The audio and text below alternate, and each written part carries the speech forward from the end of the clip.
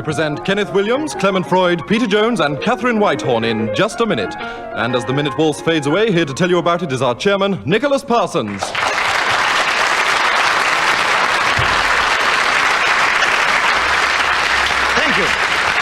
Thank you very much indeed, and welcome to Just a Minute. And as you have just heard, we are delighted to welcome back Katharine Whitehorn. And once again, I'm going to ask all of them to speak for just 1 minute, if they can, on some unlikely subject, without hesitation, without repetition, and without deviating from the subject on the card. And according to how well they do this, they will gain points, or their opponents will gain points. And let us begin the show this week with Kenneth Williams. Oh, nice. Yes. Well, we thought it would be nice to have you begin, Kenneth. And the subject, oh, a wonderful subject for you, What? Flamboyancy. Oh. Well, it's not a word I'm enormously familiar with, but I'll have a go. All right, you'll have a go. Thank you very much. You have just a minute in which to talk on flamboyancy, starting now. Well, as I understand it, this means to be volatile and very fluent in terms of speech, certainly, but in terms of dress, I would say... Oh, I've repeated myself. Clement Freud, press his buzzer first and challenge you. Deviation. A deviation, why?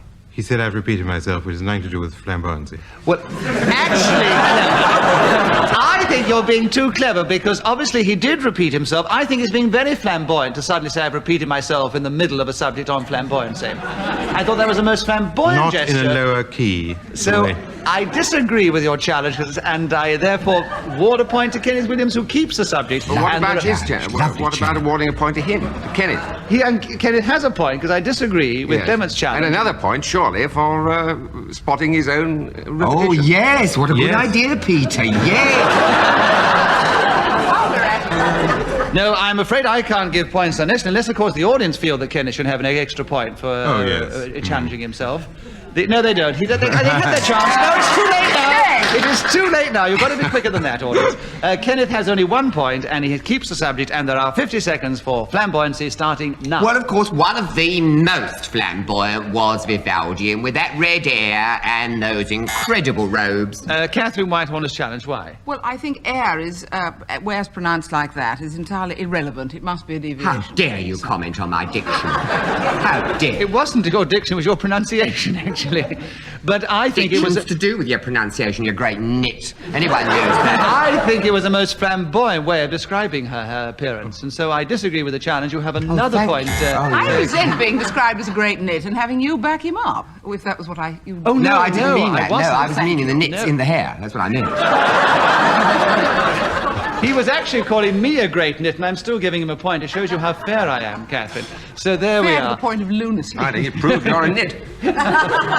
All right, I'm a double nit. So, Kenneth, you have another point, and there are 43 seconds for flamboyancy, starting now. Beau Brummel, of course, when he used to swank... Clement Freud has challenged you. Why? The repetition of course, the third time in 3 starts.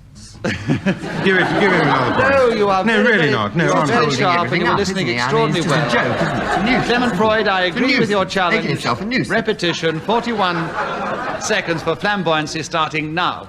Flamboyancy is the sort of characteristic that Kenneth Williams often shows on this program.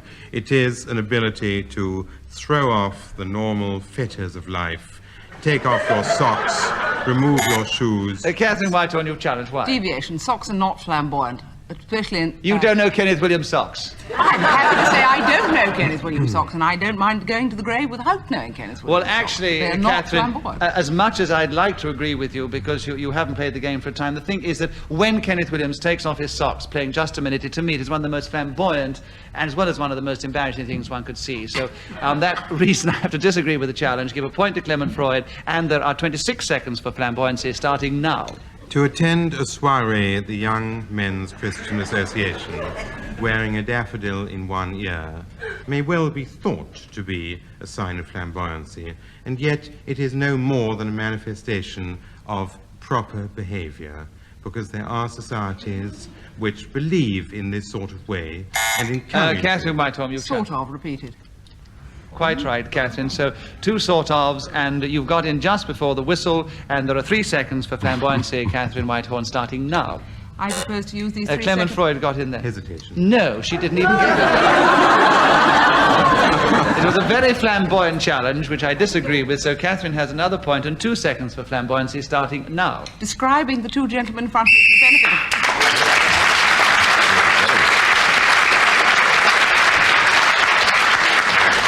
If you don't already know it, whoever is speaking in this game when the whistle goes, the whistle, by the way, tells us that 60 seconds up gets an extra point. On this occasion, it was Katharine Whitehorn who, on her return to the programme at the end of the first round, has a commanding lead of 1 over Clement Freud and Kenneth Williams. And Peter Jones has yet to score. Clement Freud, it is your turn to begin the next round, and the subject is Dogma. Can you talk to us about that for 60 seconds, starting now? It could be said that Dogma is the maternal parent of a canine animal. Kenneth Williams, why Hesitation. Well, it was debatable. He was trying to work out this phrase. It was a of dogma. hesitation, you know. No, he didn't quite hesitate. You go slower than that sometimes, Kenneth, and I don't award against you, so it was very sharp. But no, I'm benefit of the doubt to Clement Freud. He has another point. Clement, you know you hesitated. Why have you gone red? He who hesitates is red. Hesitation is 57. the sincerest form of flattery in your two cases. 57 seconds for Dogma, Clement, starting now. Dogma are beliefs, and that Kenneth Williams. Deviation, dogma is, not dogma. Dogma. Is. Surely dogma is the plural for dogmum, isn't You it? don't say dogma. You don't say dogma are, you say dogma is. Do you? I don't know. Yes. You don't say dogma are. Dogma is. I think that is correct. Of course Yes, it's correct. Colloquially speaking, you I do get- say dogma is. Colloquially speaking, yes. That's So, right. as we have to be the plural of colloquial in dogma this is the same as the singular of dogma, surely. Dogma It's like sheep. Dogma Do you mean that is. we've got I to think I'm going to give the benefit of the doubt to Clement Freud. And 56 seconds left, starting now. I once worked on a radio program during... Can you keep still? Katharine Whitehall. Deviation. Quite right, quite right. Brilliant. Yes, brilliant, brilliant. Well, look, we've got to be fair on this. He was getting a bit irritated. Kenneth was so upset because he was speaking colloquially on dogma, and so he tried to intimidate and disturb and frustrate Clement Freud. I think the fairest thing to do is to charge no points. Give Katharine Whitehall a bonus point for a good challenge, but keep the subject with Clement Freud with 43 seconds left. Dogma starting now. When you have an animal who barks and raises his right foot, preferably the one on the offside, in order... Kenneth Williams. Deviation, the subject of dogs has nothing to do with dogma. We all know what the word dogma means. It's nothing to do with dogs raising their legs or their right. This is to do. Dog is in the word on the card, and I think Clement was going in a rather strange and devious way to introduce this Yes, situation. well, rep is in the word repellent, but you wouldn't discuss a weekly rep if you were discussing the word repellent. But you could should if have you seen wished, some of the you see. That's the whole thing about No, this you must game. discuss the word, not a part of it. No, you can take the word and interpret it in any way you wish. I don't think, strictly speaking, he had yet deviated from the subject on the card, and we now have 33 seconds still with Clement. Dogma starting now. Honor, loyalty, duty, brotherly, courteous, kind, obedient, smiling, thrifty, clean in thought and mind, could well be said to be the dogma of the Boy Scout movement founded by Lord, I forget his name. Baden-Powell. Lord Well, hesitation, Baden-Powell. obviously. Hesitation, yes. I don't know, or has acquired the status of a word on this No, program? no, definitely not. No, it definitely hasn't. And Baden-Powell has called Touch him of up there. sarcasm there. As the acquired the status of a word. Sending you up, didn't you know? It's not unusual for everybody in this program to send me up, Kenneth, and you do it better than anybody else. And if she's doing it, it shows she knows what the program's all about. So, Katharine Whitehorn, you have a point, and you have 17 seconds for Dogma starting now. Hilaire Belloc said that a man was putting up a candle in the hope that he could cross the Atlantic, and that he, Belloc, was putting up another candle in the... Clement Freud, who placed it by the first. Repetition of Belloc. Yes, I'm afraid there was. 10 seconds for Clement to take back Dogma starting now. G.K. Chesterton, the well-known friend of Hilaire Belloc, once said many words on the subject of dogma, few of which one should repeat in a program suitable for families, some of whom have come from King's Cross. Oh, well, on this occasion, Clement Freud is speaking when the whistle went, which has taken him into a lead of 2 over Katharine Whitehorn at the end of the second round. Peter Jones, your turn to begin. The subject is spiders. Can you talk to us about those insects for 60 seconds, starting now? Now, this could be fortunate. It might be a slice of luck, because a few weeks ago my children were discussing over a rather desultory meal of fish fingers. Katharine Whitehorn, your challenge. What is a deviation towards the fish fingers? I don't see what they've got to do Well, it was with over spiders. this desultory meal of fish fingers. They were obviously discussing the subject of spiders, I presume, because he had established that they were the subject. Yeah, but he could go on about this meal for days, couldn't he? He could, but if I'm he not does, going to, fingers, the ketchup. no. it's up to you to challenge if you think he's gone off about the meal and not about spiders. I don't think he's yet got off the subject of spiders, which is the subject on the card, so I'm afraid I must disagree with the challenge. Give a point to Peter. 49 seconds for spiders, Peter, starting now. And because it was rather tedious food, I paid more attention to their conversation than I normally do. And they told me that they are not actually animals, nor are they insects. There's something in between on account of the head not being fixed firmly to the abdomen, which makes them of a name which I can't actually recall. And the male... Clement Freud, why? You Repetition of actually. Well, they are being tough, aren't they, today? Yes, he did say actually twice, but I think it's very tough. But I've got to stick to the rules of the game, so Clement, you get a point for that, and there are 28 seconds for spiders starting now. I had a landlady who said that if you found a spider in your room, you would have your entire rent repaid. And as a result of this, all tenants who frequented the lady in question took with them matchboxes. Peter Jones, your challenge. Frequent the lady in Yes, a question. repetition of lady. You're quite right, Peter. You have a Landlady, point. lady. And there are 13 seconds for spiders starting now. And the male of the species has a very difficult time when he wants to make love to the female, because she is quite apt to eat anything moving that comes within her range. And so he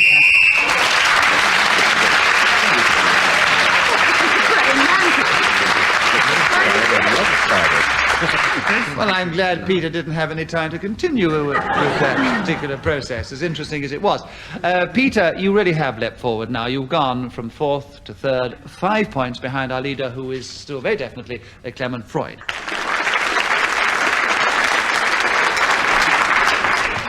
Kenneth Williams, we're back to you again, and the subject for you is Lady Godiva. Can you... That appeals to the audience, you on Lady Godiva. And you didn't look like that. It didn't bore you very much. Anyway, you have just 1 minute to talk about her starting now. One thing we can say is that she was a chaste lady and rode this horse through the streets of Coventry with this very beautiful hair cascading down over her naked body, and was honored by all the inhabitants in that city, insofar as they did not pry, except for one miscreant.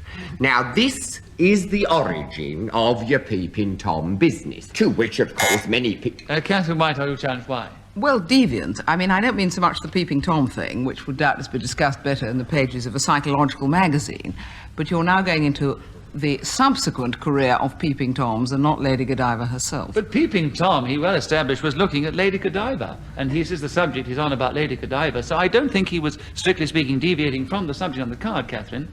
So I award him another point, and he keeps the subject with 23 seconds left, starting now. However, she did undoubtedly incur the wrath of Leofric, and when she got back to the castle, he said, "What do you want to go gallivanting around like that? Everyone's seeing you." And she said, "On the contrary," she said, "they didn't witness the incident," she said, "because they were all indoors and behaving themselves, apart from this Peeping Tom."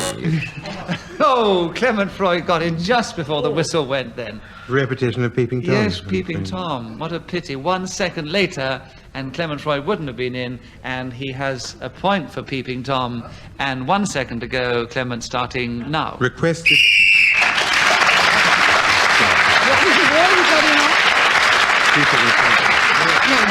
Well, alas, because we wanted you to keep the subject to the end because you'd started and kept going so well with it, Kenneth, Clement got in before the whistle, gained an extra 2 points there, and still, of course, in the lead. And Clement Freud, your turn to begin. The subject, handicap. Can you talk on that for 60 seconds, starting now? The handicap in the world of equestrian sport is a weight allocated to a horse, which the man in charge of compiling this feels would make the animal in question run equally fast as lesser. Kenneth Wilson's You're getting so confused. I think you rather saved him, actually. There, Yes, Kenneth. of course, it's all a porn. You can see in this game, having started on a sort of train of thought in describing something which doesn't quite make sense, you've got to keep going and try and get out of it. And Clement couldn't quite achieve it on that occasion. He usually does.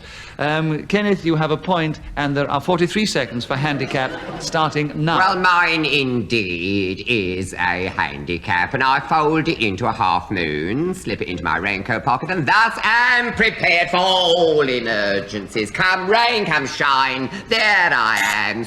Peter Jones is... Why? Repetition of come. Come rain or shine, there I am. Come rain, come shine. Yes. That's right, yes.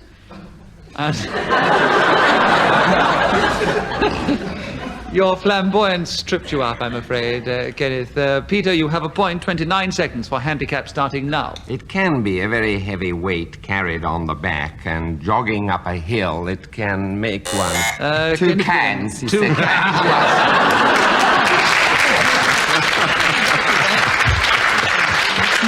I must explain to the listeners, the audience are clapping because they're all slinting their eyes now to see how sharp they can be with each other. And Kenneth was the sharpest on that occasion. He gains another point, and there are 22 seconds for handicap, starting now. The only trouble is when the proofing of the material goes off. Now, Clement Freud has challenged you. Repetition. What? Words. Words? Yeah, they're all words. Yes, but you see, he didn't repeat the word word. And you can't play this game without repeating words. Can't you? No. He does pretty well. Haven't you discovered that, Clement? don't be so witless and stupid. Take it, go. Well, I wouldn't worry, Carry on. Kenneth. You've got another point Oh, for a thank you. ranked... Oh, good. yes, for a false challenge. And you have 14.5 seconds for handicap, starting now. Well, of course, there is another kind of handicap, and this is always used in golf terms. And they get on those greens, you know, and throw those balls about into bunkers and canals and terrible places.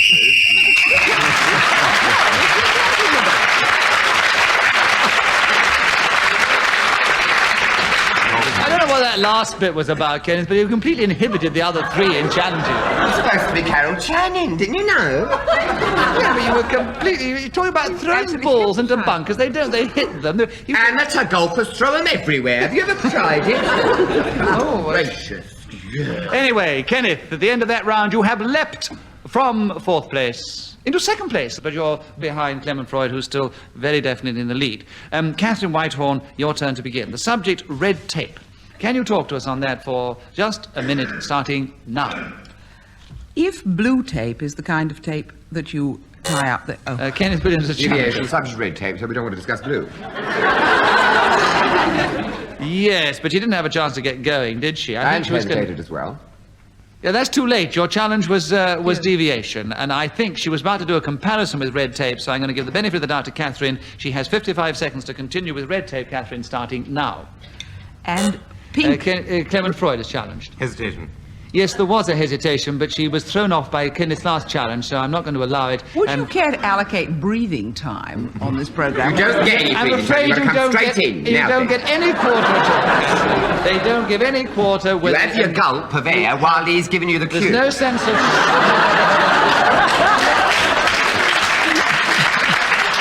These extraordinary wheezing noises you will hear from now on.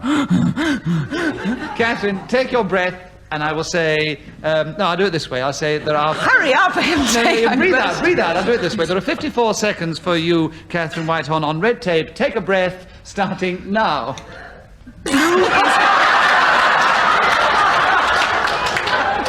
Let's try it again. There are 53 seconds for you, Katharine Whitehorn. Take a breath, red tape, starting now. Pink ribbons are what you tie up the photographs of the little girls that your grandmother thinks are very sweet. Blue tape are the things that you tie up the letters from your boyfriends.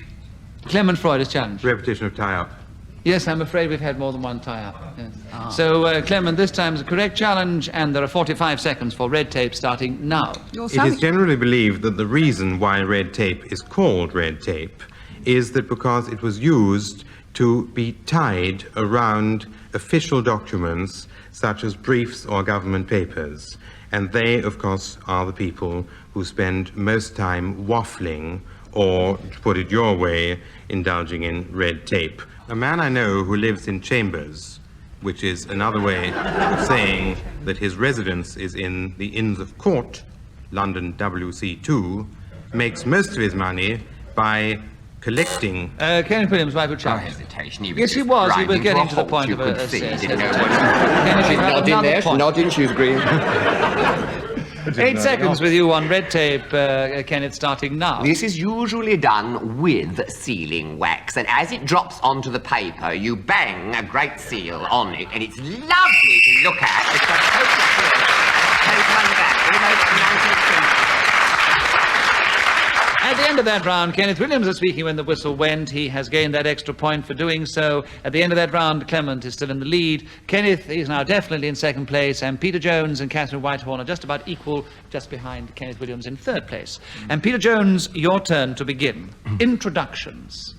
Can you talk to us about that for 60 seconds starting now? These are something that we're generally believed to be not quite so good at here in England, and I, of course, include in Britain, Scotland, Ireland, and Wales, as they are over the Atlantic in America, where they are really excellent at this kind of social gesture. Kenneth Williams, a challenger. Deviation is completely untrue. The English are as successful at introducing people as anybody else in the world. Whether you think that or not, you're allowed to think whatever you like not in gonna this sit game. here. I disagree with your challenge. Peter Jones has another point, and there are 43 seconds left starting now. How often has one been invited to a party and stood just in... Kenneth Williams. Deviation, I'm not often invited to parties. Bad luck for you, Kenneth Williams. Peter Jones has got another point. But he should say how often I've been. He said how often one is. I'm He's not. still not deviating from the subject of Well, introductions. only one is, not many, one. One, yes. Peter, you have another point, and there are 37 Getting seconds. points like mad. The blue-eyed boy this week, he is. 37 seconds for introduction starting now. And once inside the door, one stands on the threshold of a huge room being held by the hand by the hostess, who's shaky and nervous. By the twice. All right, by the. All right, this time you've sharp ears have got another point for you, Kenneth Williams, and there are 29 seconds for introductions starting now. Well, the perfect way to do this is, of course, you know who this is. When they say no, you say Muriel, and they're forced immediately. Peter Jones, why? His name isn't Muriel.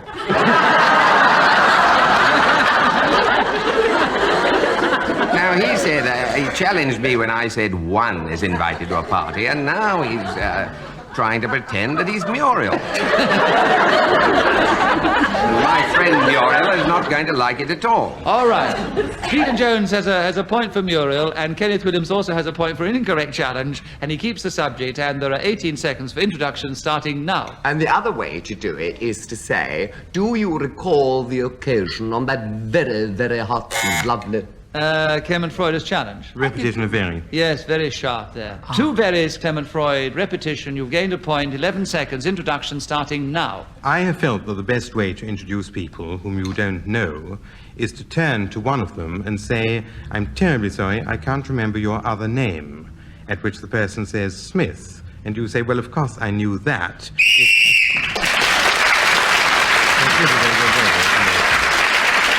On that occasion, Clement Freud was speaking when the whistle went, so he gained the extra point. And I'm afraid we have no more time, so I must give you now the score at the end of what was the final round. And as you probably guess, Katharine Whitehorn came just in 4th place. She was leading almost at one time.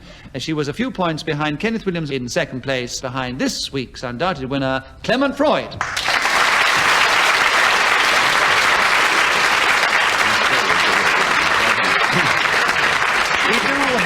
Hope that you've enjoyed this particular edition of Just a Minute. From all of us here, goodbye.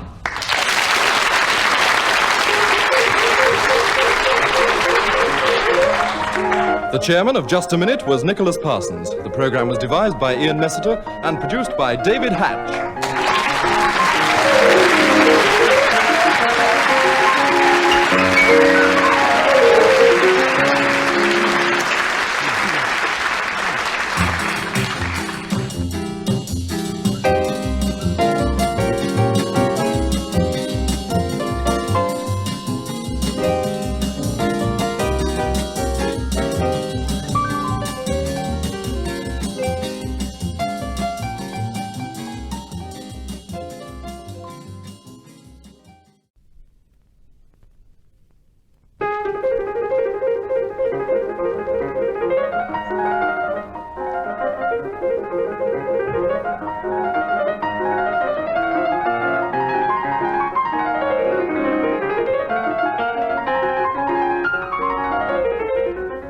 We present Kenneth Williams, Clement Freud, Peter Jones and Katharine Whitehorn in Just a Minute. And as the minute waltz fades away, here to tell you about it is our chairman, Nicholas Parsons.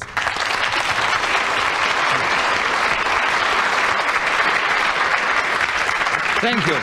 Thank you very much indeed, and welcome once again to Just a Minute. And once again, we welcome back the same four keen competitors of Just a Minute, who I'm going to ask to speak, if they can, for just a minute on some unlikely subject, without hesitation, without repetition, and without deviating from the subject on the card. And according to how well they do this, they will gain points, or their opponents will gain points. And let us begin the show this week with Clement Freud.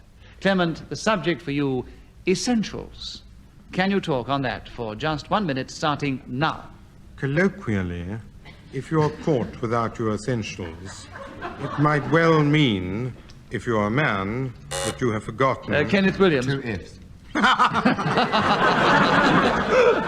Right at the beginning of a new game that's as sharp as anything. Well, we don't usually allow such little challenges as that. I see, fair enough. Well, But I'll waive it. Fair enough. No, I'll tell you you're what a very we'll do. good chairman. We'll give you a point for a correct challenge, because it was a correct one. I wouldn't accept charity if I were you. You're Too good. He's not Jared, he's got a challenge, which is correct, so Well, I I'll must, probably within the be rules of the wrong game, anyway, so give him a I'm consumed with point. guilt. 50 seconds for you on essentials, Kenneth, starting now. Well, of course, systole and diastole would be described as absolutely essential to the human body, and in case any of you are ignorant about these words, I will explain they mean the contraction and the outward action of the pumping of the human heart. It has been associated so often with romantic ideas in poetry and in medicine with the essential business. Katharine Whitehorn's challenge you, why? Well, as a matter of fact, it's a mistake, but still, I'll try and back that up by suggesting that to go off into the romantic... I said the romantic, and then I said any medicine with the reservoirs of the blood. I think he established, even though we thought it was very Richardson talking, that that he did establish that it was essential to the working of the human body. And so I think we must give him another point, Katharine, and say he has 17 seconds on essentials, Kenneth, starting now. The others, of course, are the 7 secretive glands. Clement Freud is challenged. Repetition of course. Yes, so you had if, so I'm going to give Clement of course. And he has a point for a correct challenge. Clement, 15 seconds on essentials, starting now. A flautist without a flute, a pianist... Peter Jones a challenge, why? Hesitation. I think so, yes, only just, but benefit of the doubt to you, Peter. 11 seconds essential starting now. I suppose Roy Plumley would consider that a gramophone and a number of records would be essential to him if he were taking a cruise.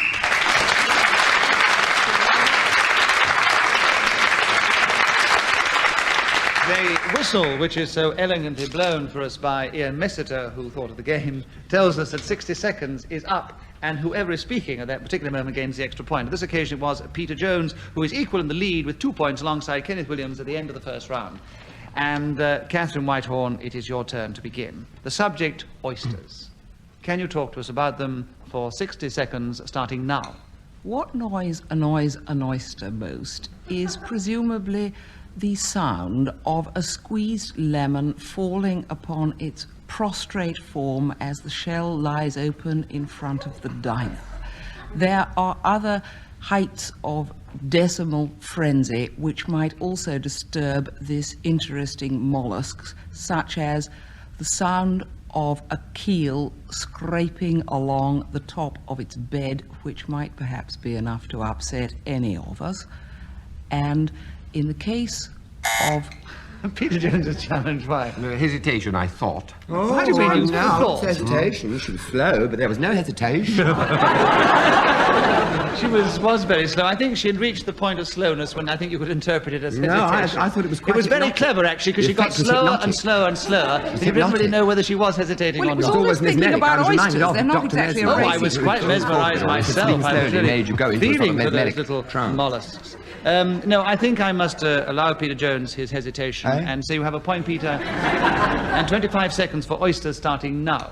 I think one of the nicest foods is the oyster, and if you are going on a picnic, I advise you to go to New South Wales and get a boat and go up the river from Sydney, where... Kenneth Williams has challenged. This Why? is a travel itinerary and has very little to do with oysters. But in my Digression, mind, deviation, he was going to deviation. make it quite clear that in this little boat he was going up the river. And How he was do going- you know you're not in his mind? You don't know where he was going to go.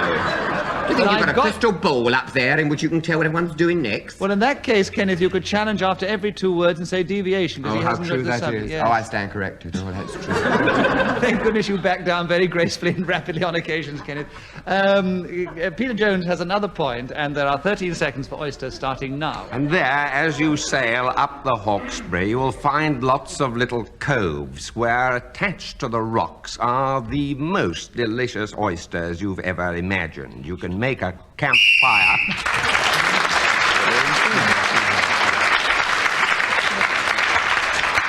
That very loud whistle which was blown was still blown by It's all a Messenger. load of lies. They're not attached to rocks at all. They're in beds. Why don't you Told a load challenge of him? pack of lies. Why don't you challenge him then? Well, because you said all right. It all comes to an end. The whistle's blown. It's all lovely. You were going. Well, the whistle has blown it. You didn't challenge him before the These whistle. Look at are him, he's rock got- look at him. oysters. They're rock oysters. They are attached. Anyway, Peter Jones was speaking when the whistle went without a challenge beforehand, so he gained that extra point. He now has a very definite lead. He has 5 points, in fact, and Kenneth is in second place with 2. And Peter Jones, it's your turn to begin. The subject, pears. Remember, it's the word on the card, not the spelling. And you have 60 seconds starting now. Still on the subject of food, well, that's one of my favorite desserts. Delicious, ripe, firm pears, perhaps served in a basket. Clement Freud is challenged. Why? Deviation. Why? Well, if they're ripe, they're not firm.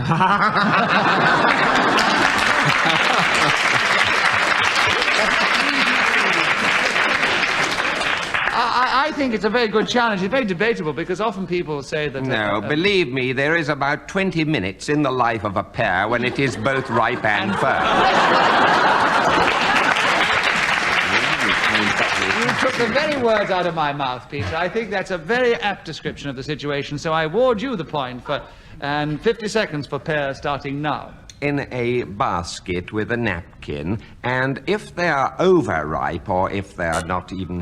Clement Freud is challenged. Repetition of ripe. Yes, you had right before. Very definitely, we've had a discussion. So, Clement, I agree with your challenge. You have a point, and 44 seconds for pears starting now.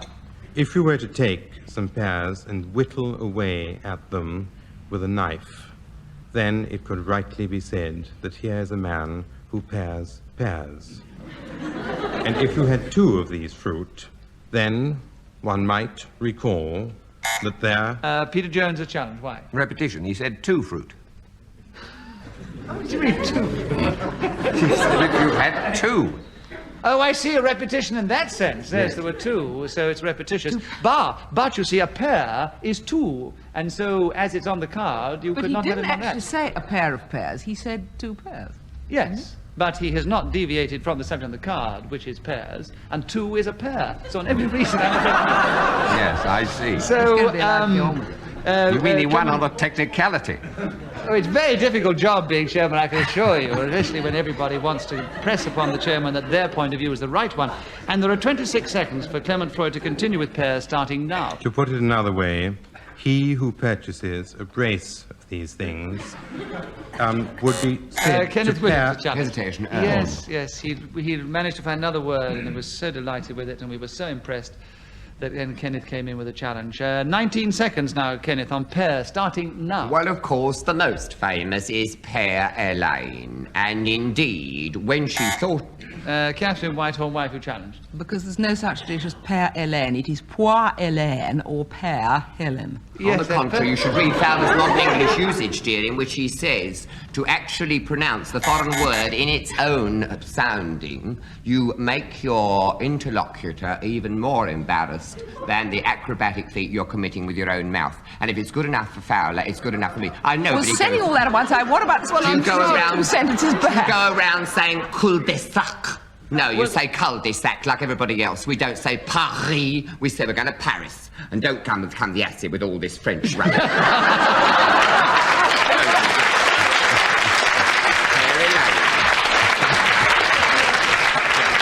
Kenneth, that was very, very well expressed, but I do think here you either say Poire Hélène or I say Père Père Hélène. Hélène and the waiter gets it for me. What you talking about?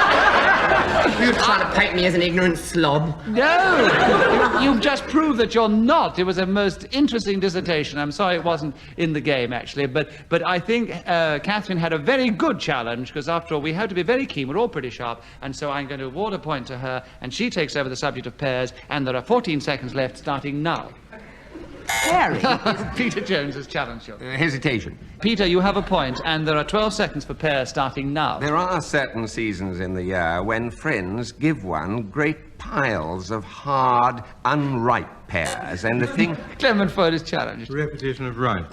These are unripe. This is a recording. This is unripe, I said. Unripe is one word, and ripe's another. Well, that's what I say. That's right. Well, Peter, you have another point, and there are 4 seconds. How many seconds? 4, starting now. And you stew them in red wine and serve them, if you like, with a mild cream cheese.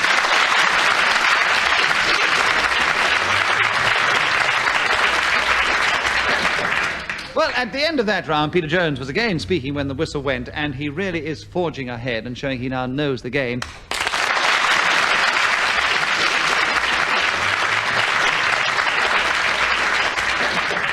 Kenneth Williams, your turn to begin. Oh, thank goodness. We heard quite a lot from you in the last round. It wasn't in the Only game. in protest. It was beautifully Against protested. injustice and wickedness. Well, here's a good subject for you then. Fright. Oh. Can you talk to us about Fright for 60 seconds, Kenneth, starting now? I was once sitting in a basha, which is the name for a conventional type bungalow in Ceylon, typing a rather interesting letter, and I heard a sort of swishing noise. I imagined it to be paper blowing along the floor. Looking, though, I saw a snake. I didn't realize that it was dangerous and called out, "Help, help."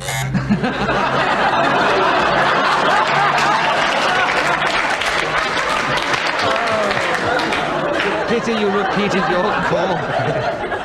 Clement Freud challenged you first. Anyway, my commanding officer came in with a revolver and shot it. It's a pity he didn't come after the first help, or you'd still be in the game. Clement, do you have a point for a correct challenge? There are 30 seconds for Fright, starting now. One of the easiest ways to be frightened is to go to Ceylon and sit in a small bungalow, waiting.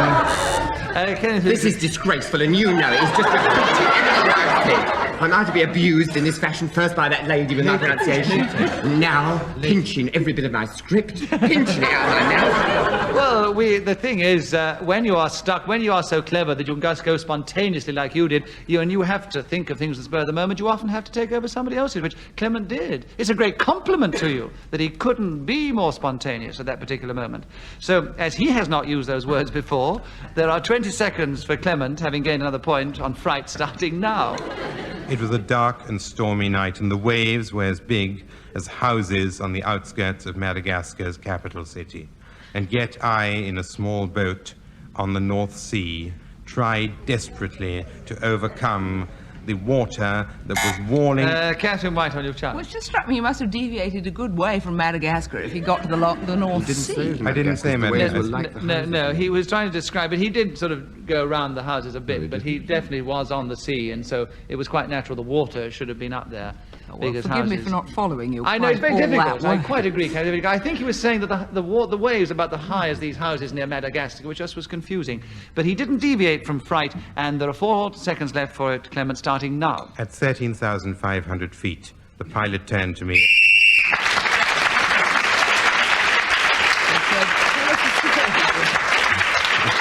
Well, Clement Freud gained a number of points in that round, including taking one when the whistle went, so he's crept up on Peter Jones. And Clement Freud, it is your turn to begin. The subject is affection.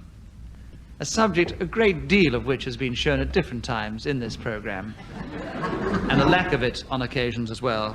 But will you talk about it for 60 seconds, Clement, starting now? If a man were to come up to you with jackboots and spurs and strike you about the face and body with a whip, it would be a very lukewarm reason for saying, there goes affection. One would be more correct to state, what a swine, because affection is love. Affection is when some good friend like Kenneth Williams in a white shirt, faintly tarnished with perspiration marks beneath the eye, embraces you even as his nose twitches to show that for him there's no one else except his mother and various other friends whom he holds more dear. Once on a daybed in Exeter College, Oxford, a woman called Gladys bared herself and put both arms around me, saying, you are the one. Clement Freud, make me happy.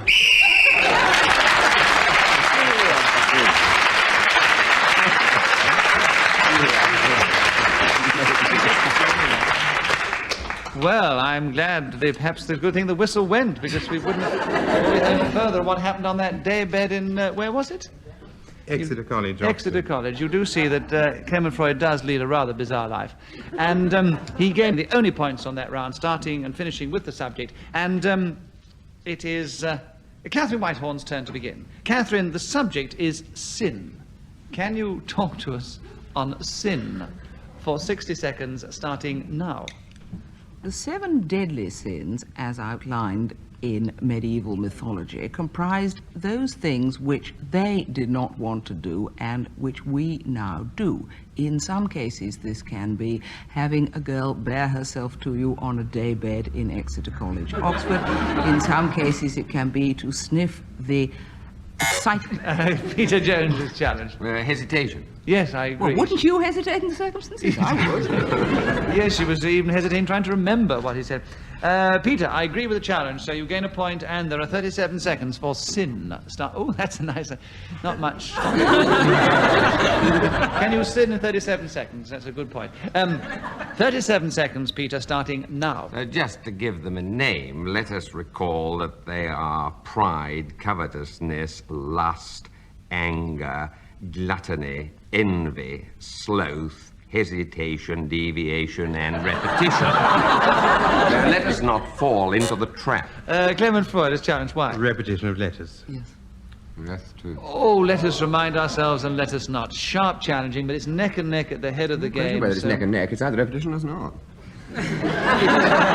It is both neck and neck and repetition, Kenneth. So don't be facetious. 20 seconds for sin, Clement, with you starting now. In the game of ice hockey, they have a very interesting thing which is called a sin bin. In other words, when a player has committed an offence known in the trade as sin, he is... Kenneth Williams is challenged. Why? I'm talking about ice hockey, and then it's known in the trade, and ice hockey is not a trade. Yes, it is. Well, it can be. It is again this colloquialism that comes in, and I say colloquially speaking, most people might refer to it as a trade. Some No, people you talk refer to ice hockey as trade, do you? No, I don't. But Clement Freud does. All right, if you want to Known in debate the it, I will trade put it to doesn't- the audience. Do you think that, colloquially speaking, it could be, but let you be the final judges. If you agree with Kenneth Williams' challenge, will you cheer? Right. And if you disagree, will you boo? And you all do it together now. Hooray. The boos have it. Clement Freud. Clement, you disagree I thought with the me. cheers had it. You think the cheers? I Thank thought you the very much. cheers I'm had glad you're sporting. So Clement will. Kenneth, the audience are on your side, and you have a point because it's not a trade, and there are 10 seconds for sin with you now starting. Now. As Oscar Wilde properly remarked, the only real sin is stupidity. And every time I come upon it, I pronounce most of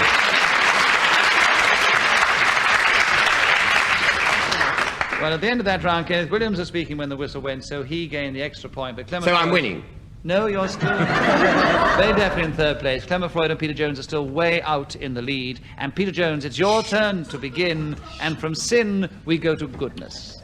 Can you talk about goodness for 60 seconds, starting now? This delightful quality is, I suspect, not perhaps quite as popular or as fashionable as it once was, though I believe that there's still a great deal of it about. This is... Kenneth Williams, why have you challenged? Well, he's talking a lot of rubbish. Goodness is a fundamental quality, therefore it can neither be fashionable nor unfashionable.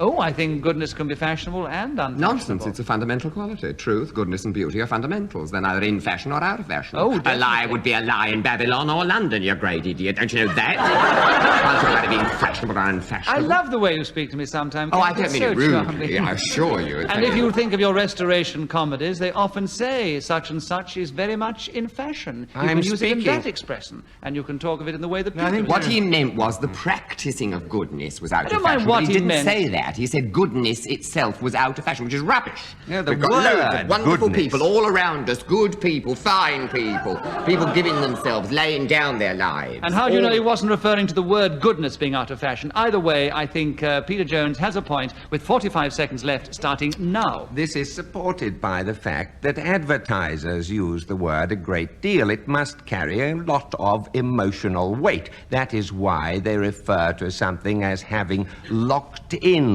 goodness, or goodness added, or some kind of word of that kind. Clement Freud, why have you challenged? Repetition of word.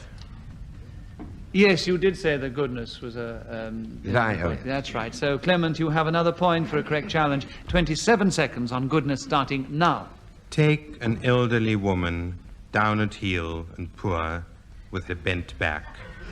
And then along comes a man, balding, of middle age, who puts his hand into his pocket, withdraws 5 crisp pound notes, and says, "Here you are.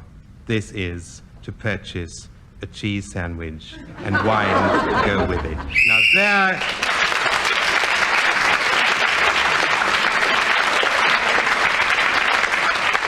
My goodness, he took a long time to get to his touch of goodness, didn't he? He so painted the picture, we were all paralyzed for a minute.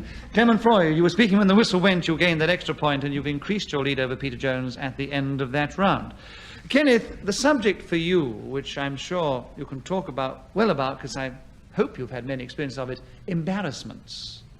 Can you tell us about some embarrassments in 60 seconds, starting now? Well, there was an occasion in a play called Hotel Paradiso at the Winter Garden Theatre when I had to appear through these French windows, and I did do this and unknowingly had failed to fasten the fly.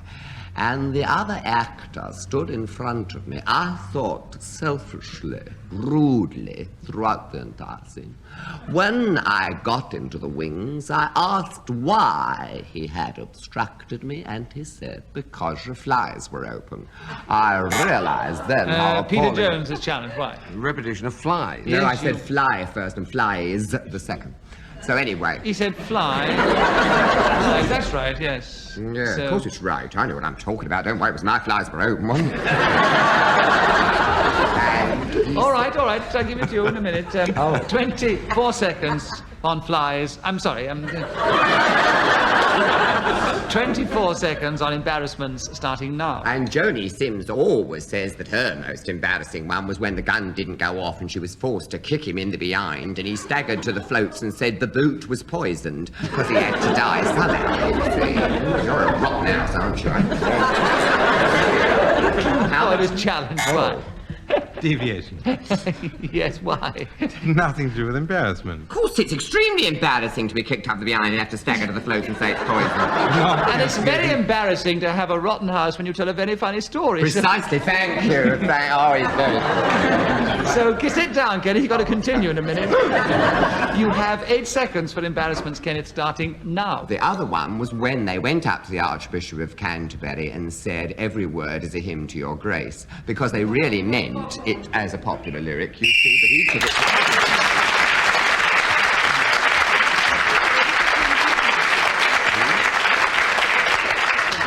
Well, at the end of that round, Kenneth Williams was speaking when the whistle went, so he gained the extra point. And I'm afraid we have no more time, so I must give you now the score at the end of what was the final round. And as you probably guessed, Katharine Whitehorn came in 4th place. She was a few points behind Kenneth Williams, who was quite a few points behind Peter Jones, who was just behind this week's winner, Clement Freud.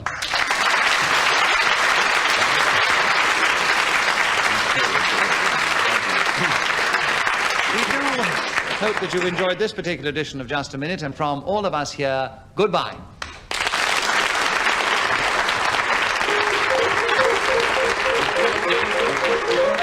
The chairman of Just a Minute was Nicholas Parsons. The program was devised by Ian Messiter and produced by David Hatch.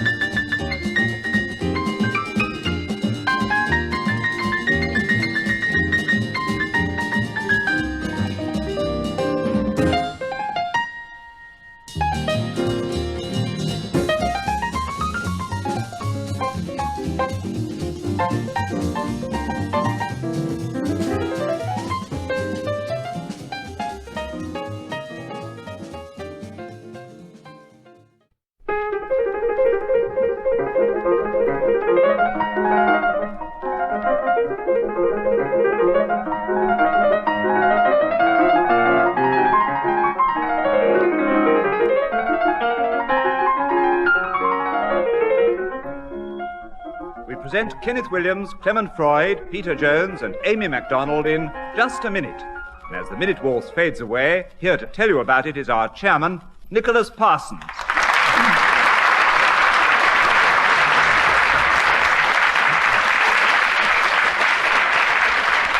Thank you very much indeed. Welcome once again to Just a Minute. And once again, we're delighted to welcome back Aimi MacDonald to pit her feminine wiles against our 3 tough male exponents of the game.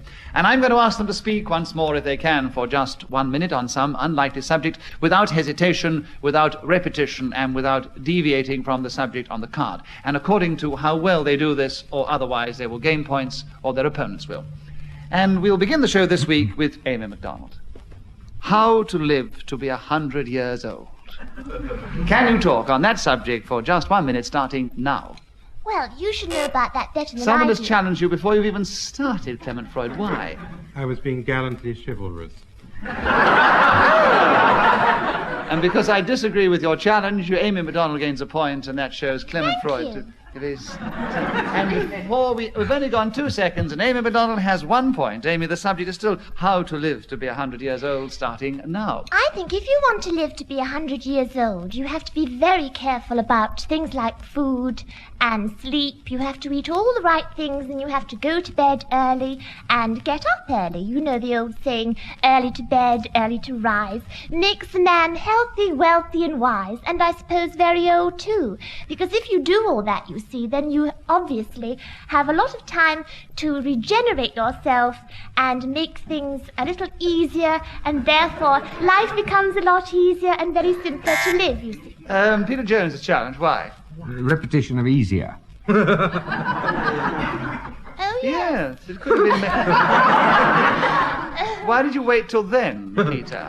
Well, you felt your chivalry couldn't last out to the end of the minute. No, I thought their chivalry was probably fading on the other side there, and I'd better get in. Ah, yes.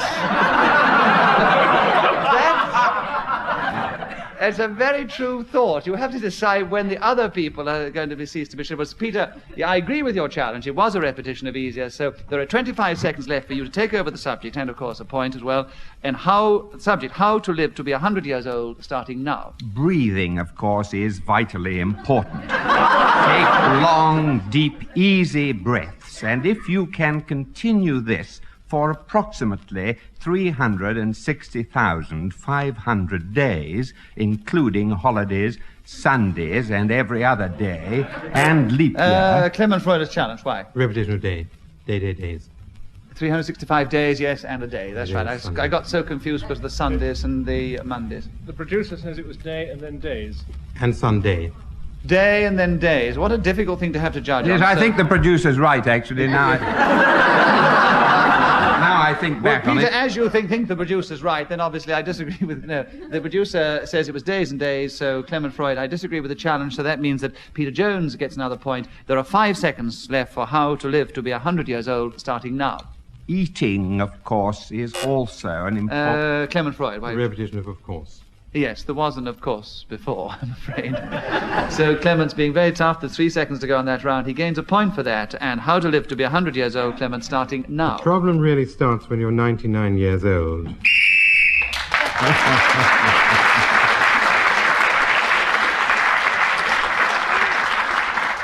The whistle, which is blown by Ian Messiter, tells us that 60 seconds is up, and whoever is speaking at that particular moment gains an extra point. And this occasion it was, once again, Clement Freud.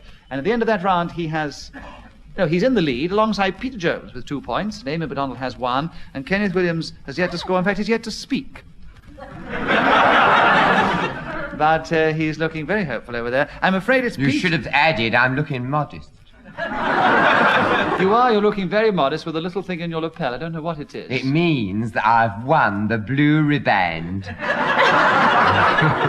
Yes, I didn't know. You listeners will probably wonder, he has a blue ribbon in his buttonhole. We thought he was the prefect for the week, that was all. Peter Jones, will you begin the next round? And still on the same theme, obviously, hundreds and thousands. Can you talk about that subject? 60 seconds, starting now.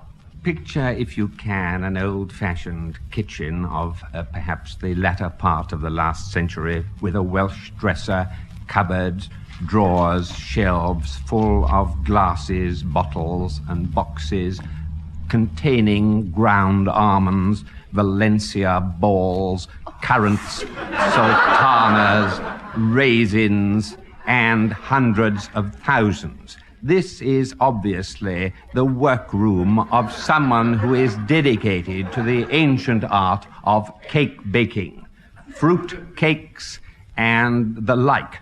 Puddings, perhaps, might also be included in the menu of this household, and very fortunate. Oh, Aimi MacDonald's challenge, why? What do you call it? Deviation. Why? Well, he's talking about houses and cupboards baking. and shelves and things like that. It's got nothing to do with hundreds of thousands, has it? Well, I couldn't take them one at a time. No, but I think he'd well established that hundreds and thousands was only one ingredient of all his baking, and he was on the baking and in his houses, Amy. So I agree with your challenge, and so you gain a point. Oh, thank you.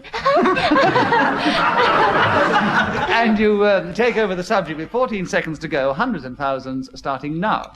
If you want to bake a cake, you take a bowl, you see, and in the bowl you put some flour. Peter Jones's challenge, why? Repetition of bowl. Yes, I quite agree. You only want 1 bowl for the cake, Amy, and you had 2 there. Oh, dear. So there are 8 seconds there for you, Peter, having gained another point, and hundreds of thousands is back with you starting now. You take 1 bowl and a spoon and possibly a dozen eggs and some...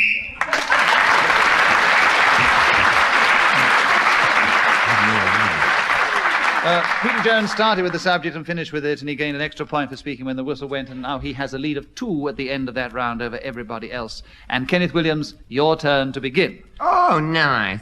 Yes. Still on the same theme, the 100 days. Can you talk on that subject for 60 seconds starting now? Well, I presume this This, of course, refers to the return from Elba of Nap or Bonaparte or Napoleon, whichever you prefer to call him. And he deposed, you know, Louis XVIII. And, of course, his chief of police was Fouché. Now, of course, he was found in this cupboard with a woman in a compromising position. She had Repetition of course. So they said, you get out of the cupboard. Because obviously, you know, she was standing there in only her bra, and him being the chief of secret police, they thought we can't go. What's the matter? What is it? Who is it? Peter Jones is determined to have you for of course, which you repeated a little while back. But she done about half a dozen also. No, I'm Peter Jones. Oh, sorry. Oh, I'm sorry. Oh, I beg your pardon. Take that wig off. He keeps putting on her things. Just because they're sitting close together. As it was so long ago, I better put it to the audience and let them No, Peter Jones was perfectly correct. He would never challenge frivolously. You're quite right. Well, I appreciate... Yes, no, I'd rather it was done that way, I do assure you. Don't give them any chance. Don't give them a chance. You're just throwing it open to mob rule, mate. As you have know now... about the French Revolution. I'd repeated, of course, earlier, you see, so it was fresh in my mind, the phrase. And as you've now worked them up beautifully into a mob, they're entirely on your side, so you know that if I put it to them, they'd be for you. And you are being very generous in saying, give it to Peter Jones, because it was accurate. Peter, you have, you buzzed actually when there were 34 seconds left. We didn't start the clock again. You have another point, the 100 days starting now. So Napoleon gathered together the remnants of an army and marched into Belgium, where fortunately there awaiting him were the armies of Poland and France. England. And they were led by the Duke of Wellington, who, with the rest of his military advisors, had been the previous night at the famous ball given by the Duchess of Richmond. And fresh the following morning...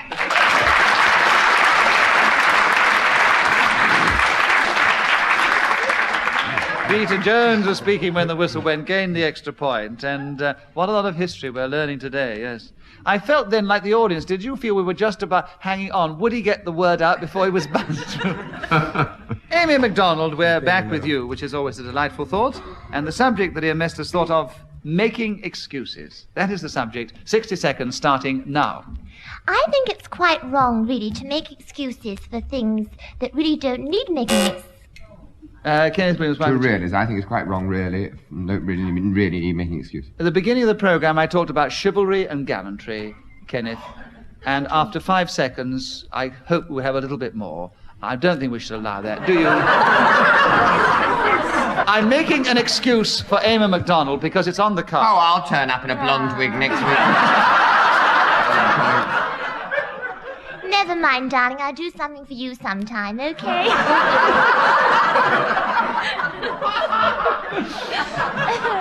You'll have to make a few excuses for him, that's all. Yes. Amy, the subject is still making excuses, and there are 54 seconds left, starting now. Yes. I think it's very nice to make excuses for other people, but some people, you see, are inclined to make excuses... Kenneth Williams. Other people and some people, two people. Other people no. and some people. They're different people completely. Well, Amy, you had a point last time. This time I must give it to Kenneth because it was a correct challenge. And Kenneth, you have a point now, and there are 46 seconds for making excuses starting now. This is one of the ways of explaining away bad behaviour. Now, very often in our lives, someone will say, "Here, what you up to?" And you say, "Oh, I was just adjusting my raincoat." Whereas, in actual fact, you might have been doing something quite other. Concealing, perhaps, something from the eyes of the customer. Clement Freud. Why... Repetition of something. Yes, you did have something before. You're doing something else and something. Wait till I get you outside. Clement Freud, I agree with your challenge. You get a point. 20 seconds for making excuses starting now. Suppose you were walking down Regent Street on a hot day and something became unstuck in your clothing. You know, Kenneth changes. He's very much a chameleon in Just a Minute. 1 minute he's so generous to his little friend next to him, Clement Freud. So you have 11 seconds for making excuses starting now. The other, of course, Clement Freud challenge one. Repetition of course. He does tend to say of course. I don't think he said it on this occasion. All the time. He hasn't said it in this rather particular embarrassing. round of Just a Minute, I don't think. So, Kenneth, you have 9 minutes making excuses 9 starting minutes? now.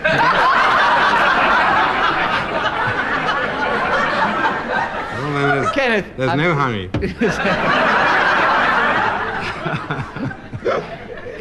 You needn't go for 9 minutes. It's all right. I'll take that back and say you can go for 9 seconds, making excuses starting now. Dear sir or madam, I cannot attend your function, and I have no wish to hand the prizes to your rather dreary children.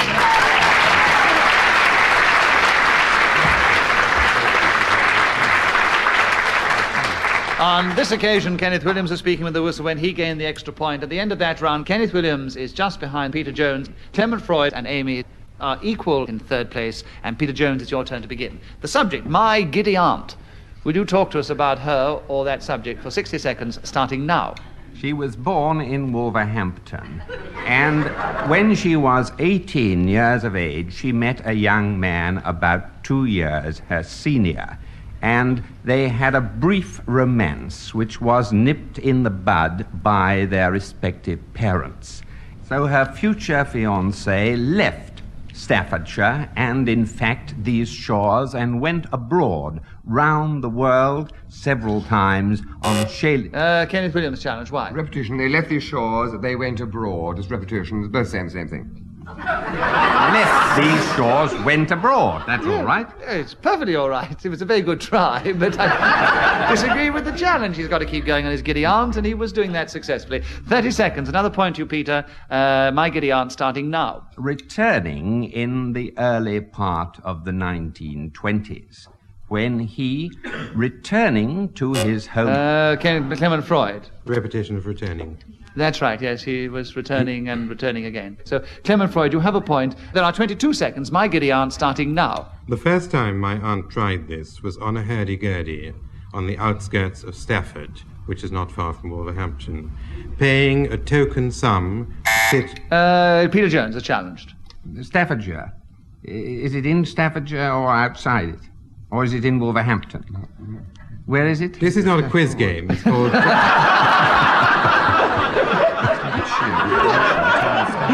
Well, he's talking about my aunt, and I want to be rather careful. There's a very good challenge, Peter. Actually, you see, the subject is my giddy aunt. So once you or Clement Freud says my giddy aunt, it does become Clement's giddy aunt. You mean his aunt lives in Staffordshire as well? Yes. No, now you realise why yours was coincidence. you now realise why yours was so giddy, don't you? Yes. Yeah. It was incorrect challenge, Peter. So Clement Freud has another point. 10 seconds. My giddy aunt starting now. Her second bout of giddiness was caused by a fall from the post office tower. She had mounted, going by... Kenneth Williams has challenged. Deviation. I do not believe he had any aunt who fell from the post office tower. I'm inclined to agree with you, Besides which, Kenneth. it certainly would have been recorded, wouldn't it, Nick? Yes. And I'm inclined to agree with you, Kenneth, so I give you a point, and the subject, 3 seconds, my giddy aunt, starting now. She went round and round like a top, and I said to her, for goodness sake, stop still, you great fool, otherwise you'll land up in the moat. We were on the battleship the castle. Commence of the castle, I meant to say, not ship. And of course, can you... You've been challenged by your friend next repetition. door. Round and around and around, yes, Clement. So very cleverly you've got the subject back, so you get the points that you were sad about. 1 second left. My giddy aunt starting now. Upward, sideways, alongside.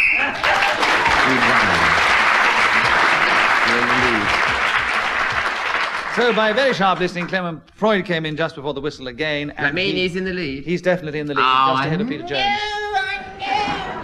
You're only 1 point behind Peter Jones, though, who's in second place. Oh, thanks. Well, you never know. You might suddenly... This is your turn to begin. Oh, and what a perfect subject that we have for you now. Doing my nut. And if you haven't already done it, will you please do it now? This refers... No, wait a minute. 60 seconds starting now. This, of course, refers to those occasions when I, swept away by my enormous enthusiasm for a certain subject, tear a passion to tatters, so to speak. And what better way to do it than to take hold of the immortal passage? To speak the speech I pray, as I pronounce it, should be on the tongue, not in the mouth, as some of your players do, I would cannot but make the judges with the centre of which one must out. You've been challenged by Peter Jones. What for? Don't know, I'll find out. I can't hear what he says. You want to get a decade, mate? What is this, a programme for geriatrics or something? I'm sticking Can't up hear, for they Peter. can't hear, Yeah. they can't hear the what he other. Lead None them of us away, can the hear. gents in If the it's back. incomprehensible, it must be wrong. Now, this is a great problem here, you see. I give him one of the... Great problem, there's no problem, you've got an invalid over there. Beautiful. It's very bad taste to make fun of a physical infirmity. Yes. What You've got a young, appalling- virile member of your panel here, mate. There's no Virility, need to the boast. adrenaline's flowing through me. I'm Yes. throbbing with it. Come on, give me my subject back. There's no right to... I think you have well illustrated, Kenneth, that doing my nut. You've illustrated the subject. But if you go on illustrating it any further, which is incomprehensible to us, then there might be a reason for deviation. But as you've illustrated it thoroughly well, 22 seconds left, starting now. King Charles's head is also a term given to the same kind of obsessive enthusiasm. And indeed, when I cast my mind back to that incredible scene in Whitehall when Bishop Juxon said to him, "What, sire, are your last words?" He replied, "I go from a corrupt kingdom."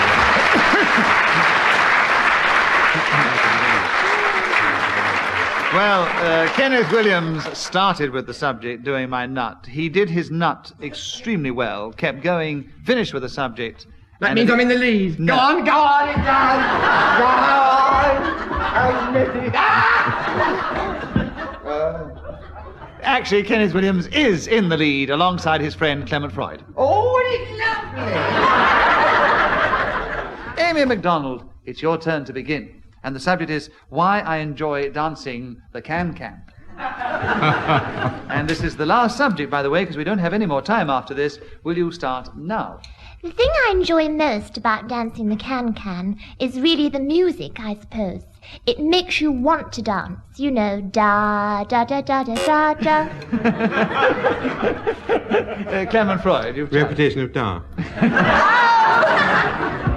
No, they're on different notes. Yeah. They were different dars, weren't they? Yes. Yes, one was a D, actually. Yes, but I'm afraid there were so many dars, I really can't allow you to get away with it, Amy. So, and as it's neck and neck at the lead, I have to say, Clement Freud, you have another point, 50 seconds. Why I enjoy dancing the can-can. I enjoy dancing the can-can because it is the only...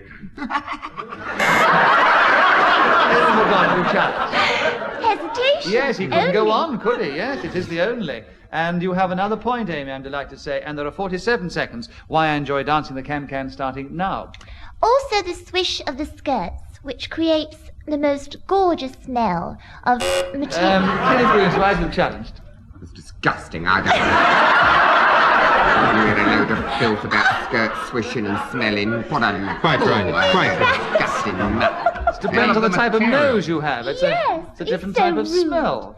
Right, Amy, you have another point, because we disagree with that challenge, all of us, and there are 40 seconds for why I enjoy dancing the can-can starting now.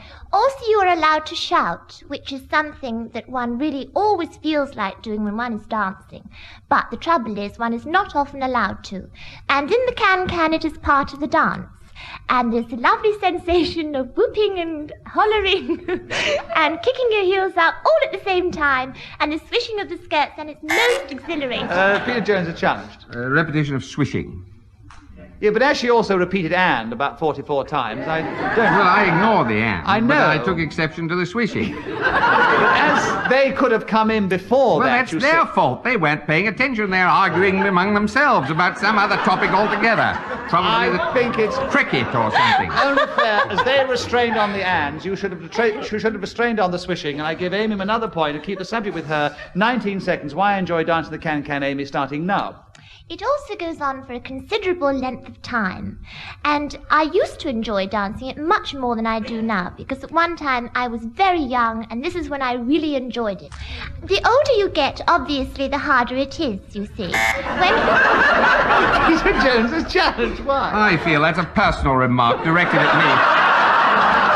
I just take exception to it. It's rather ungracious, I feel. I've abandoned my button. I've abandoned my button altogether. Well, as you've abandoned your button, obviously you don't want the subject, and Amy MacDonald must keep it and get another point. Is it me again? You again? Oh, wait a minute. Just a minute, what do you think of something? No, it's all right. Now I'm ready to go. Well, we've almost got to the end of the show. I mean, can't you wait? Okay. Oh, right. Would you like to relax for a little while? Come back again in half an hour, sir. We could go out and have a spot of lunch. At the present moment, if we've still got time for the show, there are 3 seconds for why I enjoy dancing the can, Amy, starting now. I don't really know why I enjoy it, because really it's the hardest Kenneth dance. Williams' challenge, why? She doesn't know why. She knows why. She shut up and let me...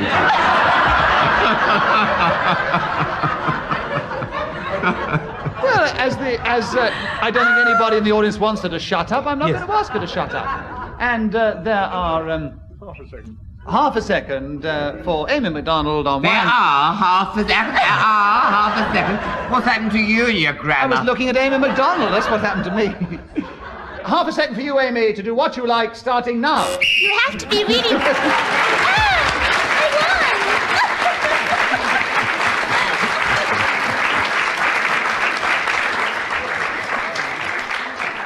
Well, I'm afraid we have no more time. It's a pity, but it's a very interesting result, actually, because Amy MacDonald, who actually was very, very clever in that last round, I mean, she never hesitated, she never repeated herself, and she certainly didn't deviate, because if she did, I didn't notice it. And she has leapt from 4th place into 4th place. Only 1 point behind Peter Jones, who was in 3rd place, who was only 1 point behind Kenneth Williams, who was in 2nd place, who was only 1 point behind our leader, Clement Freud, who was the winner. And I think that was a very fair result. 1 point separating them all, with Clement Freud the winner.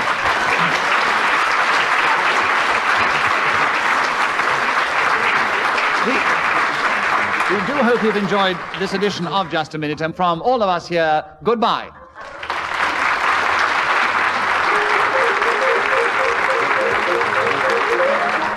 Chairman of Just a Minute was Nicholas Parsons. The program was devised by Ian Messiter and produced by David Hatch.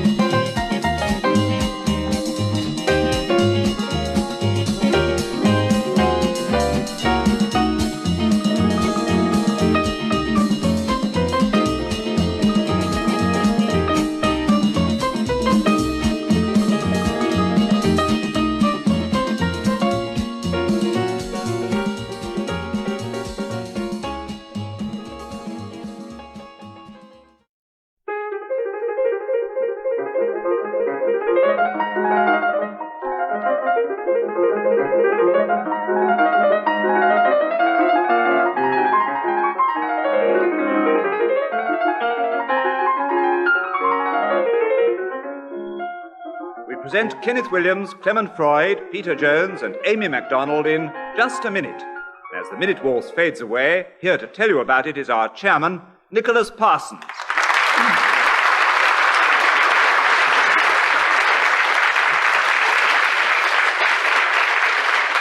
Thank you very much indeed. Welcome once again to Just a Minute. And once again, we're delighted to welcome back Aimi MacDonald to pit her feminine wiles against our three tough male exponents of the game. And I'm going to ask them to speak once more, if they can, for just 1 minute on some unlikely subject, without hesitation, without repetition, and without deviating from the subject on the card. And according to how well they do this, or otherwise, they will gain points, or their opponents will. And we'll begin the show this week with Peter Jones. The subject, Peter, optimism.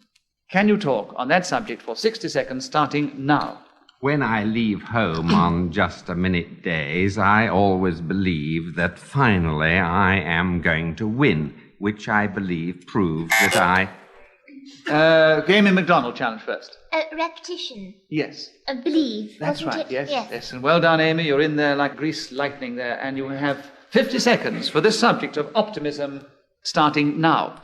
It's much better to be optimistic about things rather than pessimistic. Then life is much easier, you see, and definitely a lot happier, because you go through life being terribly...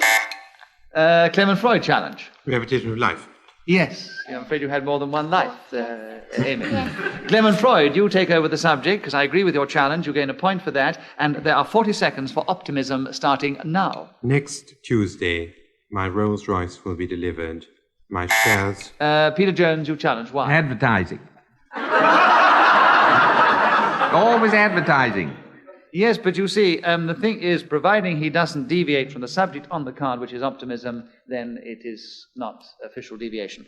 And therefore, as he didn't do that, I disagree with the challenge. Clement Freud gets a point, and there are 34 seconds for optimism, Clement, starting now. My shares will go up. Our mother's help is likely to proposition me. And this... Kenneth Williams, a challenge. Why? Oh, it's disgraceful, filthy. So why have you challenged? I don't know, but I think it's disgusting. What, the idea of the mother's help proposition? Yes. Well, perhaps Wait that's for the end of the sentence. All right. Actually, he hasn't deviated from optimism. I mean, it might be very optimistic to have your mother's help proposition you. I did buzz at the same time, Nicholas, Yes, you know. but whoever buzzer goes first eliminates the other three. Oh, but I thought Kenneth, having gone for a Burton, mine might be worth something. All right. Let's have yours, Aimi. Well, mine was hesitation, you see. No, I think that one's going to go for Burton as well. Clement, you have 27 seconds for optimism, starting now. It's a lovely day. The sun will shine for weeks. It's never going to rain again. Next year, I'm going for my holidays round the world 3 times. I'm pretty confident that my bank manager is going to ring me up and say, Freud, come over here. I'd like to give you an overdraft of £4.5 million. And as soon as that happens, I would say, sir, I'm most grateful to you, because that is exactly the sum of money with which I can do something like buy my own radio program, take over the BBC.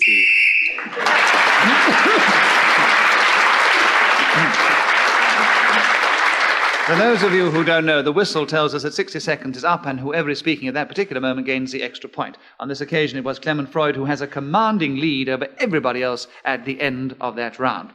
Kenneth Williams, we'd love to hear from you, and it's your turn to begin. And the subject, very apt, Sweet Williams. Can you talk about Sweet Williams for 60 seconds, starting now? Yes, it's very appropriate that you've asked me to discuss this, because when Queen Mary arrived from The Hague, she looked out into this window box and said, what are those sweet blooms? And they said, oh, they're Williams. And she said, thus henceforward shall they be known botanically. And, of course, there is the appropriate entry in the annual rose grove. Oh, no, of course not. Oh, you shouldn't stop. Kenneth, keep going, come what may. So, Clement Freud, you challenge. Why? First. Hesitation. Yes, I'm afraid there was. Clement, you have another point. You have 32 seconds for Sweet Williams, starting now. Although this is a name sometimes given to flowers, I like to think that it is the family living not far from Baker Street, at the back of Madame Tussauds, because nowhere is there a more saccharine, a sweeter, a lovelier, a kinder, a warmer. Come on, challenge. Peter Jones's challenge. Why? Hesitation. Yes, it was a little unfair. It wasn't hesitation, it was demonstration, you fool. No, it was a hesitation by Clement Freud, a demonstration by you, and I must explain to the listeners that's really the reason he hesitated, because you were acting up so beautifully, so overcome, so coy with it all. You're right, I was doing my Veronica Lake bit.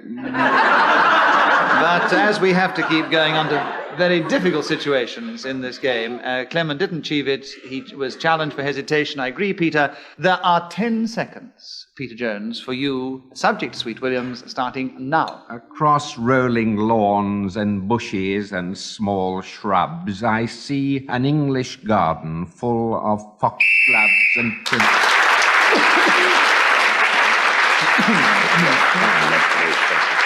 Peter Jones was then speaking when the whistle went, so he gained the extra point, and he's now in second place, but Clement Freud is very definitely still in the lead. And Clement Freud, your turn to begin. How to win friends. What a good subject in this game, the way they play it. Clement, will you talk to us about it for 60 seconds, starting now? How to win friends, what a good subject in this game, is especially easy when somebody hesitates, like doesn't say anything for a long time, and you don't challenge him. But there are other ways, like when somebody deviates. Aimi MacDonald has challenged you. Why? You don't... Repetition. Of like. Like, you're quite right. He did say like more than once. Amy, you have the subject, and there are 43 seconds for how to win friends, starting now. It should be very easy, really, to win friends. Clement Freud has challenged. Why? Deviation. Why? For Amy, it is very easy. Oh, that's nice of you. Thank you, Clement.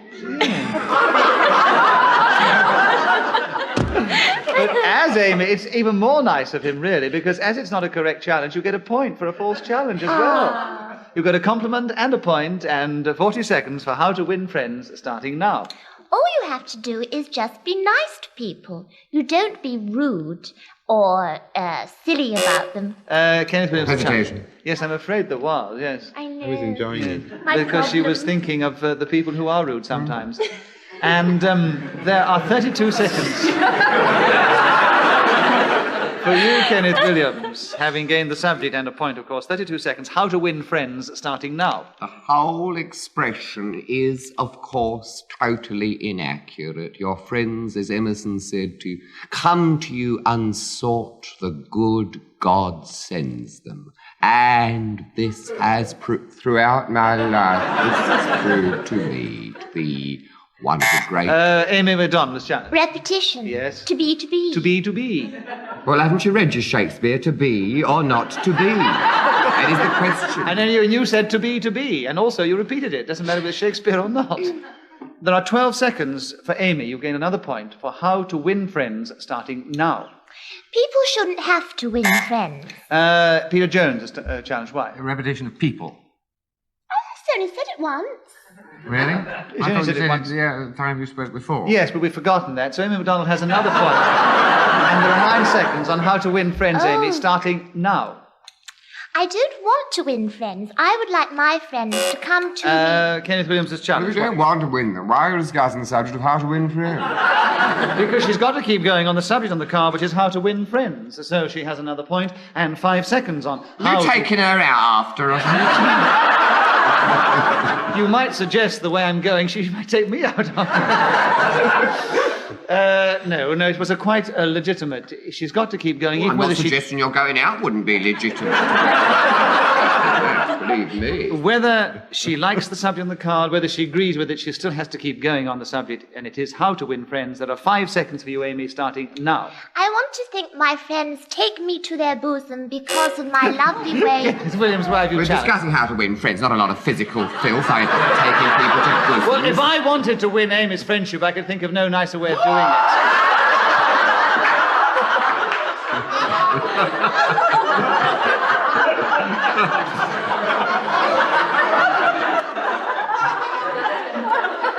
Ian accidentally just swallowed his whistle on that last. Because he had it in his mouth ready to blow it, you see. Not for the... I see, he can't laugh and have a whistle in his mouth at the same time. It blows. Because there's only 1 second for Amy to go on with how to win friends, starting now. Winning friends.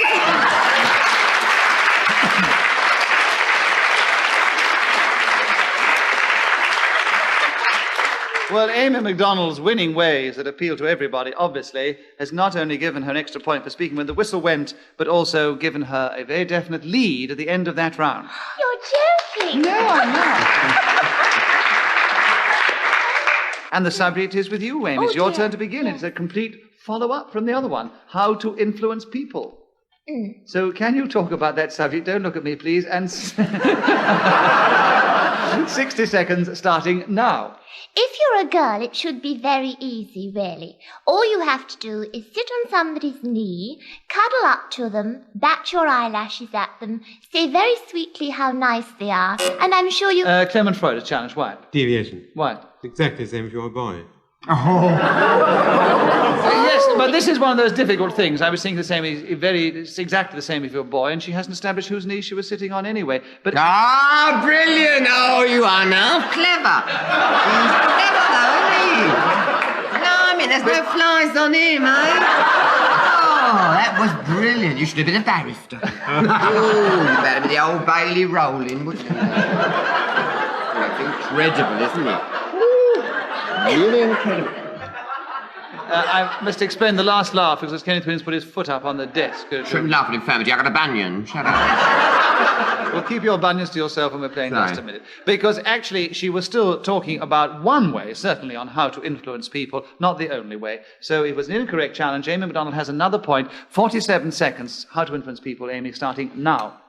If I wanted to influence Clement, I would tickle his beard, tweak his ear, and pinch his nose, and then I'm sure he would do practically anything I wanted him to.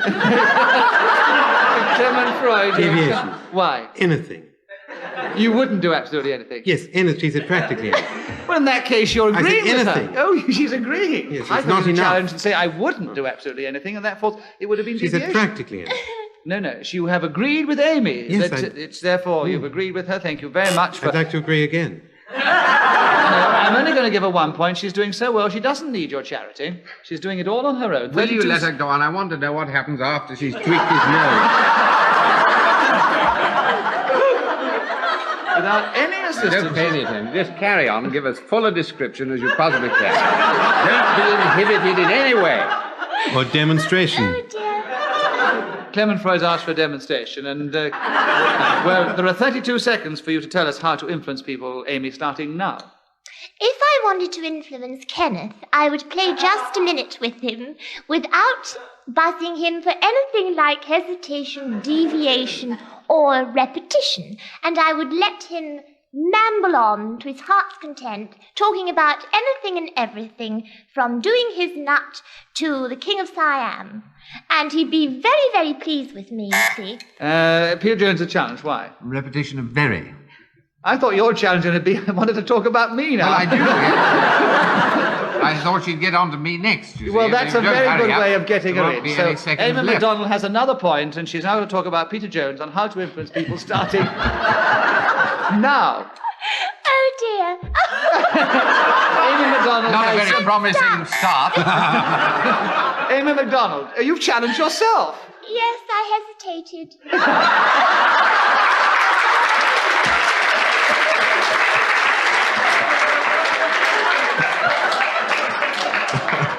There's no flies on this one, are there? The longest hesitation we've ever had in just a minute, and they were all so chivalrous. Amy got in a challenge. I quite agree, Amy, you did hesitate. So she gets a point for Peter Jones's challenge and a point for her own challenge. And she has 3 seconds left. How to influence people starting now. It's terribly easy, really, if you know what you are doing.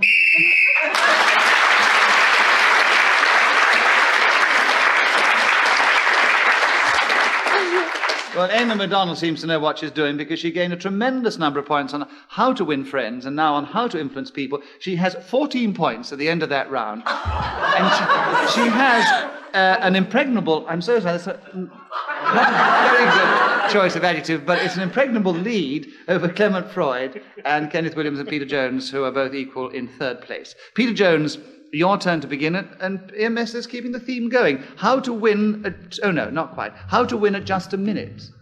I think it follows quite well. How to Win a Just a Minute is the subject. 60 seconds starting now. I often dream of this happening to me, and I'd like to paint, first of all, a picture of the event as it is happening. On my right is our chairman on a raised platform, thoughtfully provided by the BBC, or as it is known on Just a Minute as the British Broadcasting Corporation. Beside him, Ian Messiter, whistle and clock in hand. And over on the other side of this makeshift platform, I can see the faces of Kenneth Williams and also the one belonging to Clement Freud. And as they stare... Amy MacDonald is challenged. Why? Deviation.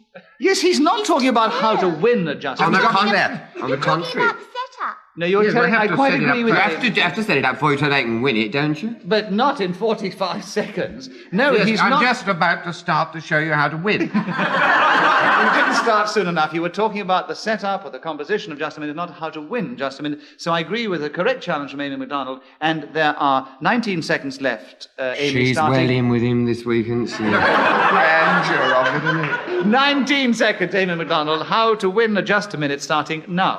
I really wish I knew. Unfortunately. Kenneth Williams' the challenge. Why? Well, she doesn't know. Shut up. Shut up. Shut up. Why are you challenging? The deviation. No, she's still talking. No, we're about supposed to be winning. talking about how to win Just a Minute. She says, I really wish I knew. She doesn't know. She can't discuss it. Well, then shut up. No, if she shuts I'll tell her how to do it. Now, this is the way you do it. You start off by when not... she hesitates, you can get in, and then you can have her. Until... I beg your pardon. I beg your... 16 seconds. 16 seconds for you, Amy MacDonald. Having got another point, how to win a Just a Minute starting now. Clement Freud challenge. Hesitation. Can I have that? You said your joke so quickly, they didn't all get it. It was a very good... Give him a point for a very witty... Sally. attempt. Sally, yes. But he got in two... Amy MacDonald has another point for an incorrect challenge. 14 seconds. How to win a Just a Minute starting now. You come in, you sit down at your little desk, you hold your little buzzer in your hand. Clement Freud is challenged. Why? Repetition of little. Yes, there were too many littles. Really? Yes, Little desk and a little buzzer. desk, a little buzzer. Clement Freud, you have another point, and there are 10 seconds. How to win a Just a Minute starting now. You look at Amy MacDonald and you say, I will do it. I've got to. I must. No one will stop me.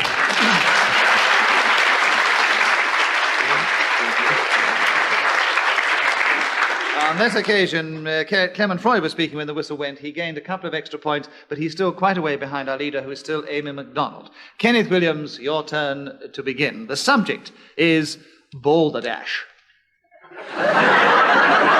You were accused of speaking a certain amount of that last week, but can you talk to us on the subject for 60 seconds, starting now? I should have liked to have had notice of this, because it is something which is really alien to my nature. I generally talk eminently good sense.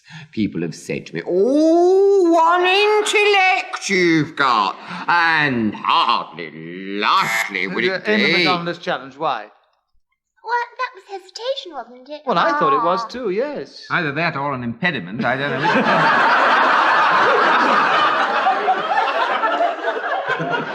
So, as no one, I will put it to the audience. Don't put it to them. All right, then.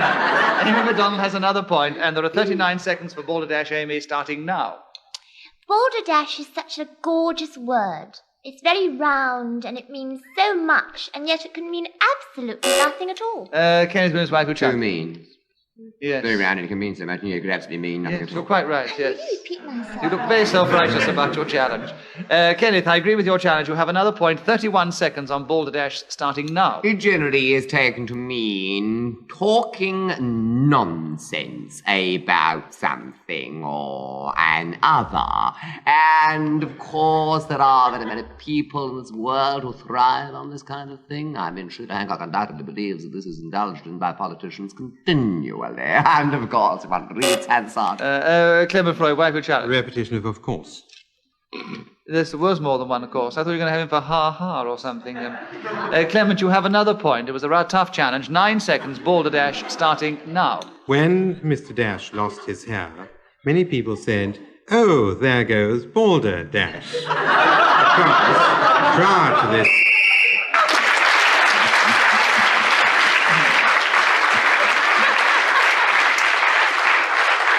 Clement Freud was then speaking when the whistle went, gained the extra point, but is still a little bit behind our leader, Aimi MacDonald. Kenneth Williams and Peter Jones are now equal, quite a way behind in third place. Clement Freud, your turn to begin. The subject, the horse. Can you talk to us about the horse for 60 seconds, starting now? A poet whose name escapes me said, "I know two things about a horse, and one of them is rather coarse." There are other makers of verse who have used this quadruped, this equine thing with 4 legs, to symbolize all that is best in this country. My horse, our horse, my kingdom for the horse. A king said... Aimi MacDonald is challenged. Why? Repetition. Of Horse, what? horse, my king. You're allowed to. It's the subject. All right. You're allowed to repeat the subject on the card, Are Aimi, you? and the subject I'm is the horse. sorry. No, don't For apologize. God's sake, get with it, girl. Take your nice poultice off. She's so with it, she's got 18 points, and nobody's had that number of points for ages. Yeah, we all know how she's gotten, dear. We all know about the rendezvous afterwards. They were all lovely points. White wine. Go on. Well, all that rainbow trout and the white wine sauce, all that she was giving her. What was the challenge? Oh, yes, Aimi. Don't apologize for challenging. We just must explain to you. You're allowed to repeat the word on the card, and Clement was doing that. He has 33 seconds for the horse, starting now. It was a horse that brought the good news from Aix to Ghent. I sprang to the stirrups and Jorrocks and he... Peter Jones, a challenge. Why? I thought it was brought from Gaunt to Aix. I think it was, wasn't it? No, it was not. No, 8 again. Mm-hmm. And a horse brought it back, so it's entirely irrelevant. Well, there seems to be some divergence of opinion in the audience. There's no convergence of opinion. The facts are the facts, dear. It's how I brought the good news from 8 again. Clement Freud, I think your direction was the more favoured one.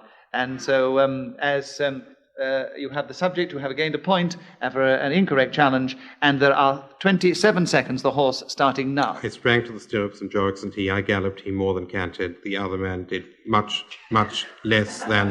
Aimi MacDonald was challenged. Why? Repetition, much. There was too much, yes. And Aimi, you have a point, and there are 20 seconds for the horse, starting now. The horse, I think, is the most beautiful animal there is, with its lovely long, slim legs and beautiful shiny coat and long... Clement Freud is challenged. Why? The repetition of beautiful. Yes. And, of course, some of them have very thick legs, too, don't they? The old cart horses. But your correct challenge, Clement, you take the subject back and a point. The horse, starting now. Horse racing in this country, which involves the horse, is one of the great industries giving employment to a vast number of people, not only in the fields of bookmaking, betting, laying...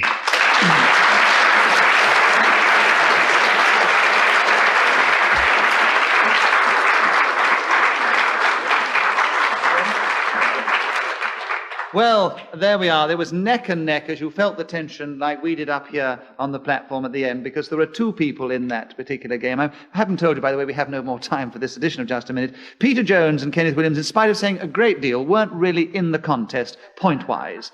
They had just a few little points between them, equal in third place. And literally, Aimi MacDonald and Clement Freud, neck and neck throughout, all legitimately won Necking point. is right. They both together are equal winners, are joint winners, Aimi MacDonald and Clement Freud.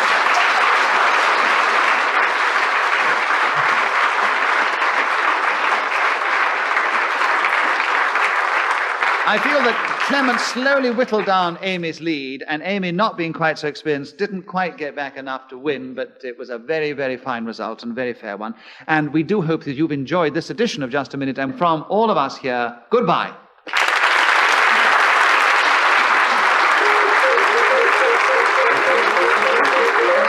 The chairman of Just a Minute was Nicholas Parsons. The program was devised by Ian Messiter and produced by David Hatch.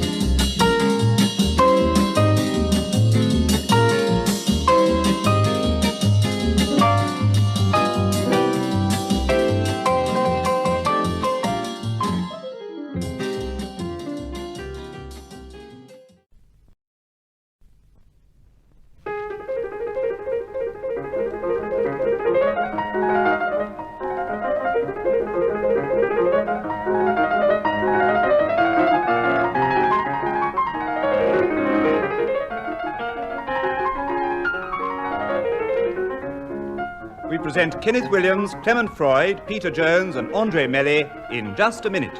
And as the minute waltz fades away, here to tell you about it is our chairman, Nicholas Parson.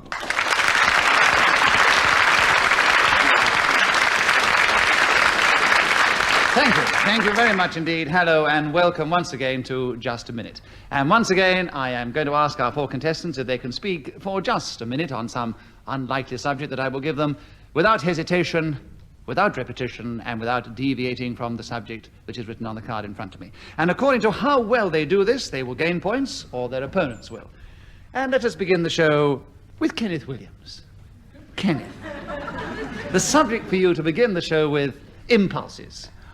Can you talk to us about impulses for 60 seconds starting now? Well, this is a word that covers a multitude of sins. You can have electrical impulses, and you can have, how often have we heard it? What a generous impulse.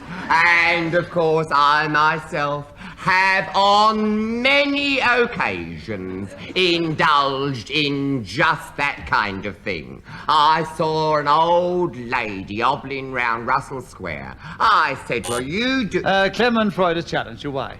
Deviation. Why? You can't hobble around a square.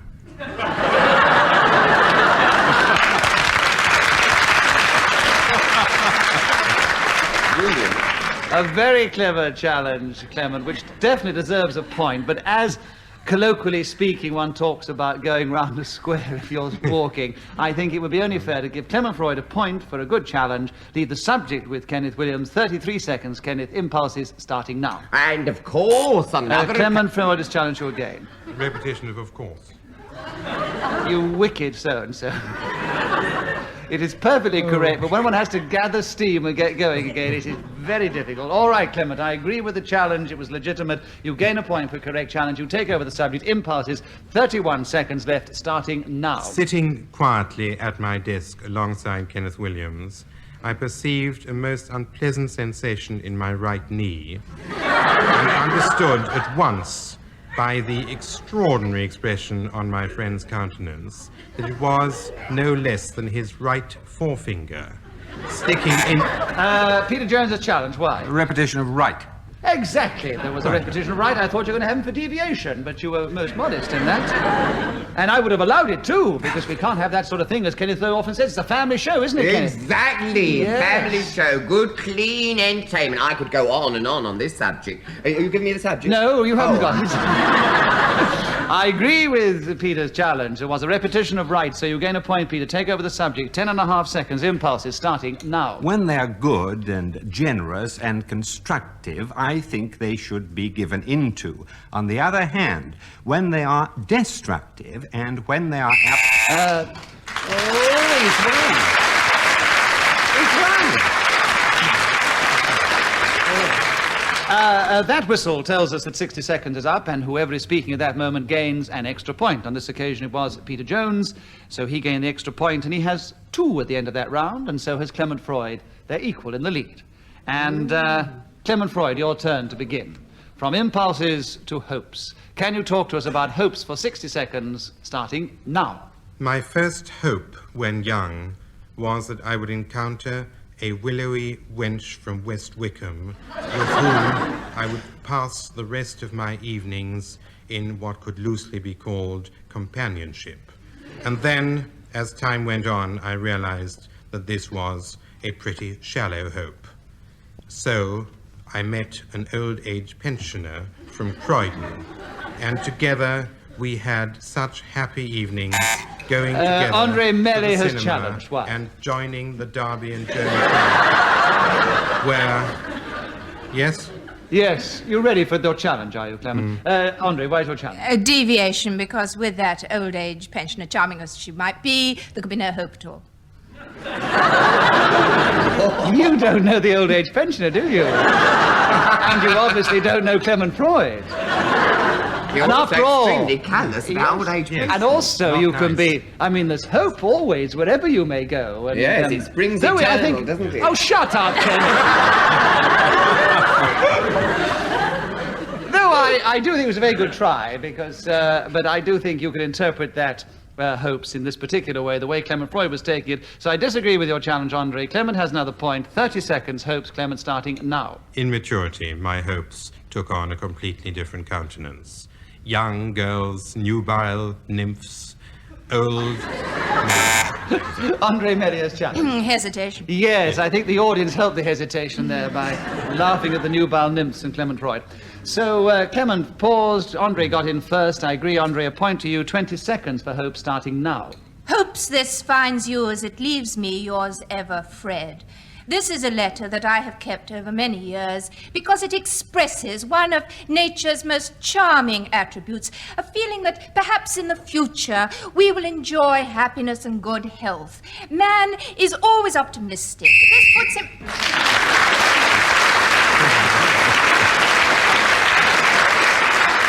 Well, with great energy, Andre Melior kept going then right up to the whistle, gained the extra point for that. Vitamin injection, look. She was certainly hoping anyway. Andre, you have 2 points now alongside Peter Jones, but Clement Freud is in the lead with 3. And Andre, your turn to begin. Superstitions. Can you talk to us about that for 60 seconds, starting now? These are omens and things that happen. Some things that we see, which we feel will bring good fortune or bad luck. Actors are particularly superstitious, perhaps because more than other people, their future depends on the appreciation of an audience, and fortune takes a very important part. For instance, in the theatre, you must never say the last line of the play before you actually get to it on the first night. You mustn't mention a certain Scotch play written by Shakespeare. Why they haven't interrupted, because I've said the same word 6 times, I don't know. And whistling in the dressing room is particularly terrible. Somebody caught doing this has to go out of the room, knock on the door, I think turn round once, maybe again, before they can come back into the room. Clement Freud, you challenge that. Gallantry. Yes. Yes, gallantry. She really dried up, so, that's not a challenge, Clement. What do you... Hesitation. Yes, all right, hesitation. Yes, you let her go on all the other things until she dried up of her own accord. Clement Freud came in first. 1 point, Clement. 8 seconds. Superstition starting now. I was accosted by a man. Kenneth Williams' wife, you challenge. Deviation. He's never been accosted in his life. So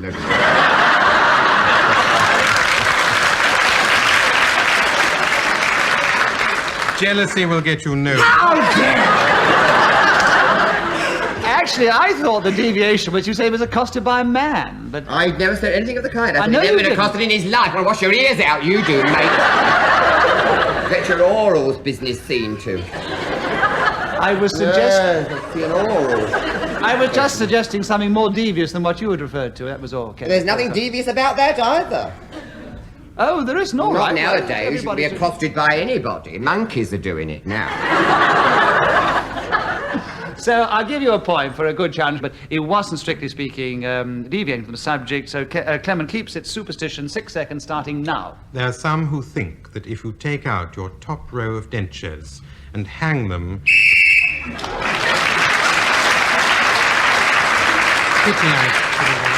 Clement Freud was speaking when the whistle went. He gained the extra point, and he's increased his lead at the end of that round.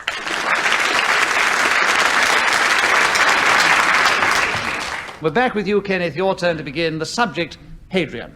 Can you talk to us about him for 60 seconds, starting now? I don't know very much, except he was proconsul in Britain and built that vast wall against the Picts and Scots, who were marauding like mad, going about in all that woad and those daft sort of paints. And then he went back to Rome, and there was this great lover, Antoninus, and he asked these sculptors to come and do a likeness of this boy, who I believe he elevated to godhead. He made him some sort of divinity in Roman mythology. Whether, of course, you have any respect for Roman mythology is neither here nor there.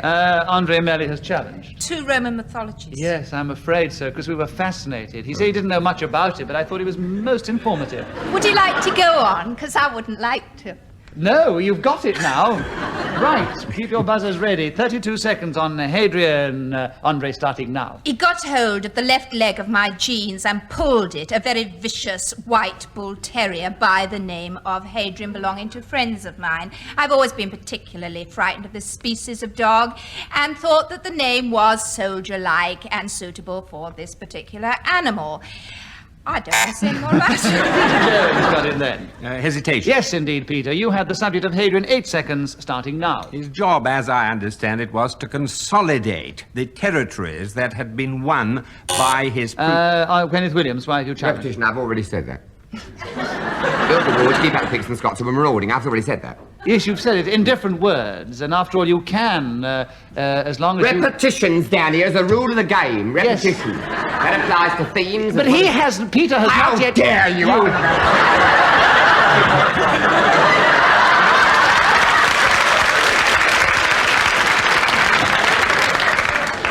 I must explain to the listeners that actually what happened was Kenneth got up and took his jacket off to me, so I took mine off to him and he sat down again. It wasn't to have a fight, I was not. Well,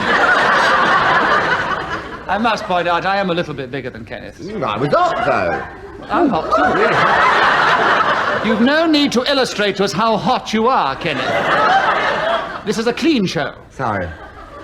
Peter Jones had not repeated himself in this particular situation, so it is not a correct challenge. Peter has a point. 6 seconds. Hadrian, starting now. One of the best 4-year-olds in training won the Melbourne Cup in 1912, written by...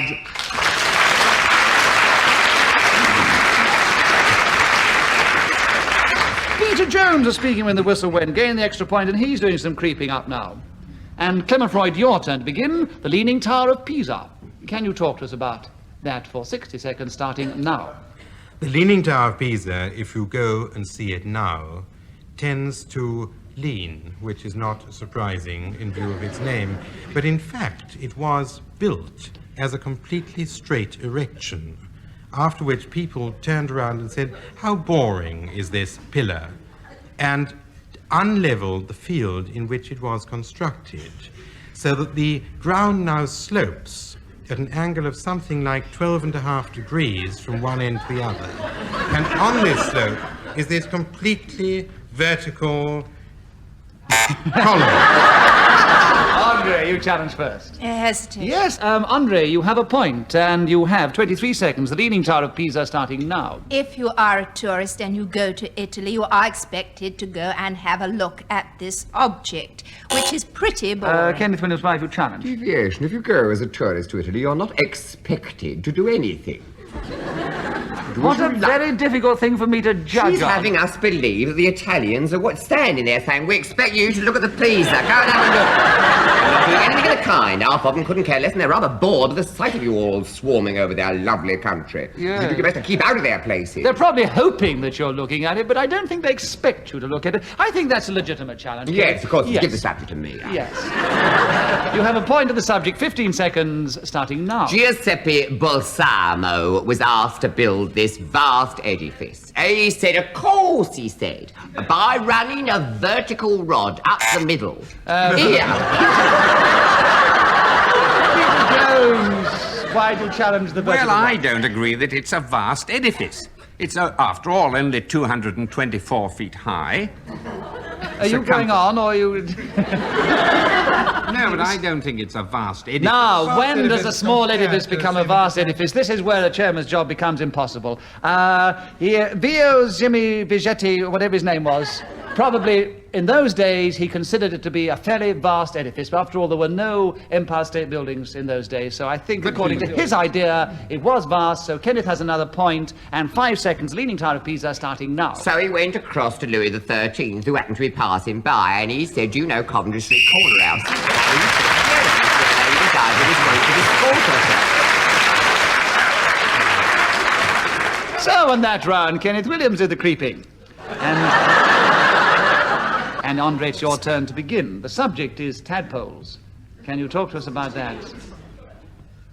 The audience seemed amused at that. Anyway, 60 seconds starting now. These are fascinating little creatures which come from... Oh, I forgot what it's called. Hesitation. Hesitation, yes. Her frog's born stuck in her throat. And Kenneth got in first. There are 53 seconds on tadpoles, Kenneth, starting now. Tad, as you can see by consulting the Oxford English Dictionary, is a small rag. The pole on which these bits of rag were festooned became known as the tadpole. And the later development of this is, of course, the maypole, which everyone used to dance around singing, "There are great skies just around the corner, there are bright clouds passing through the sky, and so you're spraying, but I'm still the land because we know, got to clear it and the bird road." What's the matter?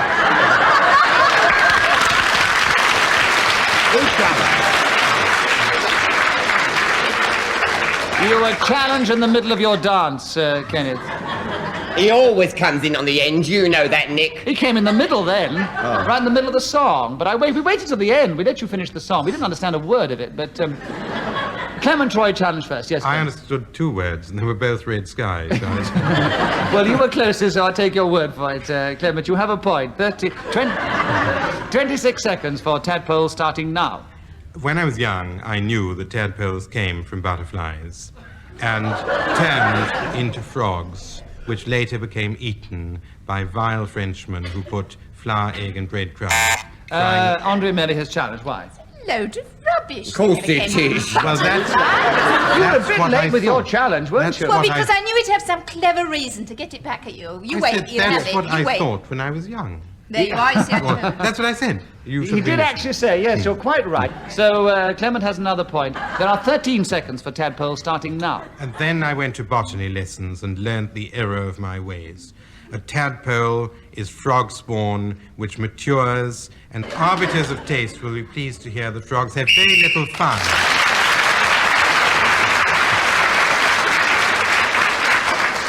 You can't allow to give Clement any quarter. You know how clever he is at the game. Clement Freud has gained a very definite lead at the end of that round, and Peter Jones, it's your turn to begin, and the subject is cunning. Can you talk to us about that starting now? I suppose the most remarkable exponent of cunning was Machiavelli, and I've no doubt that Kenneth will interrupt me very shortly and tell me all about him.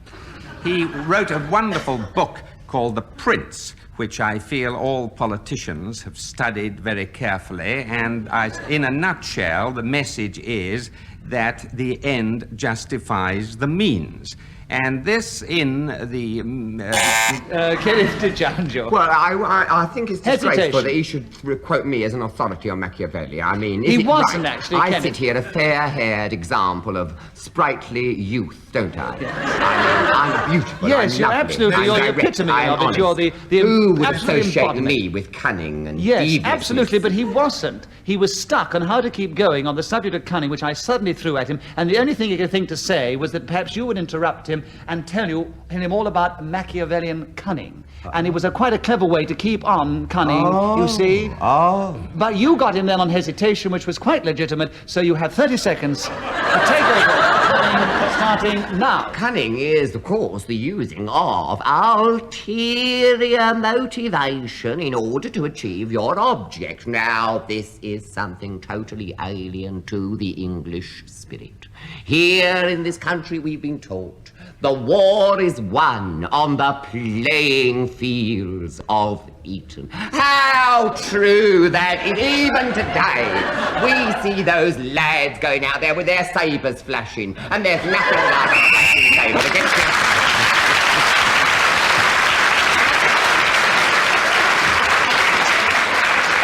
I think you got in just in time. The idea of them going on the playing fields of Eton with their sabres flashing, really. Somebody did challenge you. Actually, it was Andre Melly, but you did it a fraction after the bell, so there we are.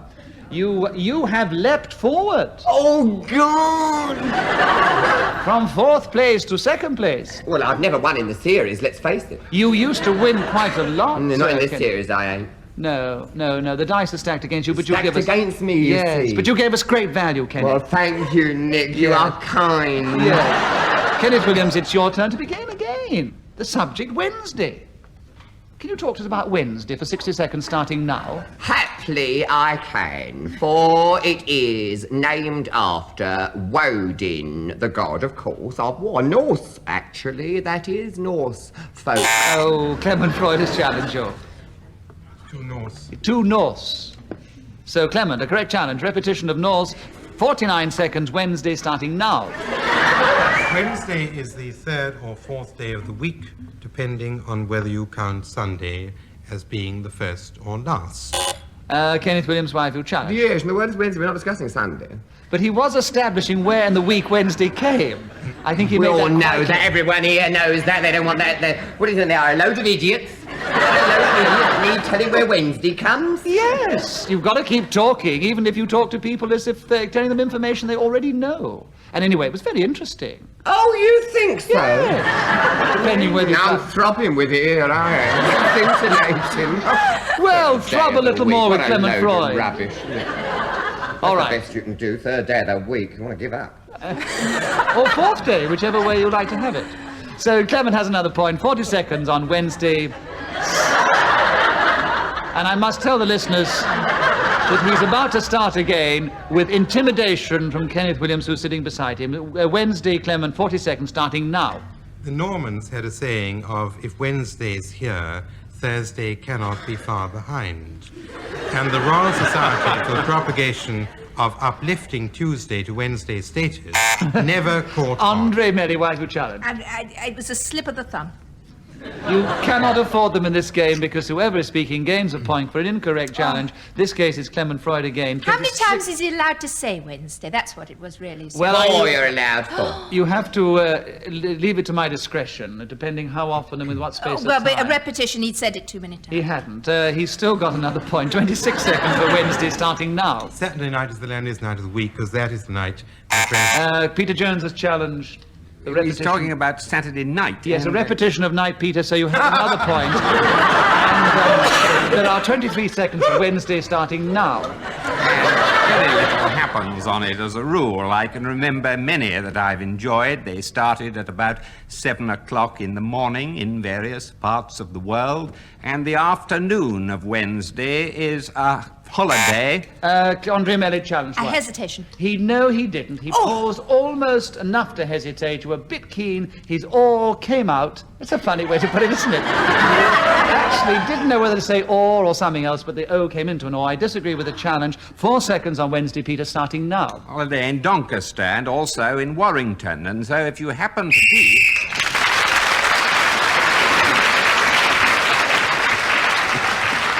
Peter Jones is then speaking when the whistle went. He gains the extra point, and he has leapt forward. It is a very tight neck-and-neck game. And Clement Freud, your turn to begin. The subject, close to your heart, I know, racing. Can you talk to us about it? 60 seconds, starting now. Racing close to one's heart is one of the most dangerous things, as any medical expert will tell you. The beat of that organ, which I'm not supposed to mention again, should be around 18 to 23 a minute. And yet when it's racing, when the speed is upwards of 40, then the blood pumps through your veins, your head swims, an excess of nitrogen may well enter your stream, and the system fades out, whereby the only thing you can do is phone the undertaker shortly. Peter Jones' challenge, why? Well, I thought I'd better ring the buzzer. He seemed to be about to expire. You mean, obviously, if he's faded out, he couldn't phone the undertaker. That's exactly. Exactly, thank you. And after all, if you're going to go on undertakers and death, and this, I'm afraid, is the last subject for which we have time for in this particular round. So, Peter Jones, you have a point, and you have 21 seconds for racing, starting now. Well, before we wind up on this subject, I would like to say that I used to do it with pigeons when I was a small boy. And it was great fun sending them in baskets on the train, sometimes as far as the Channel Islands or even the coast of France. They used to fly back. They were...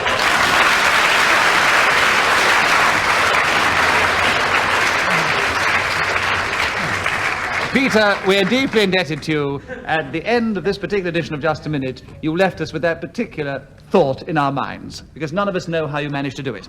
I'm afraid we have no more time, so it remains for me to give you the final score. Equal in third place were Andre Merry and Kenneth Williams, and they were 4 points behind Peter Jones, who, in spite of a last little rush there, didn't catch up, our leader, who remained throughout and still is this week's winner, Clement Freud.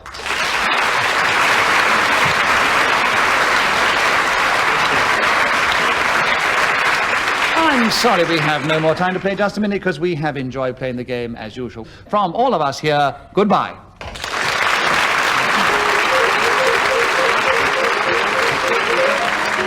The chairman of Just a Minute was Nicholas Parsons. The program was devised by Ian Messiter and produced by David Hatch.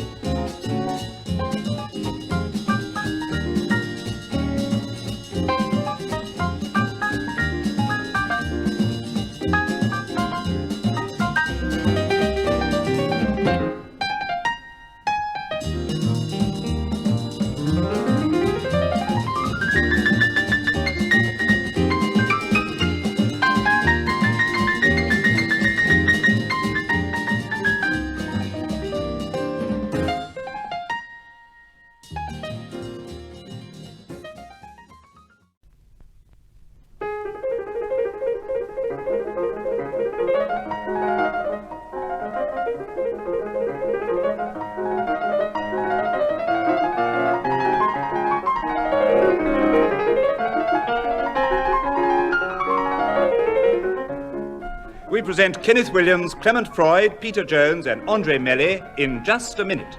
And as the minute waltz fades away, here to tell you about it is our chairman, Nicholas Parsons.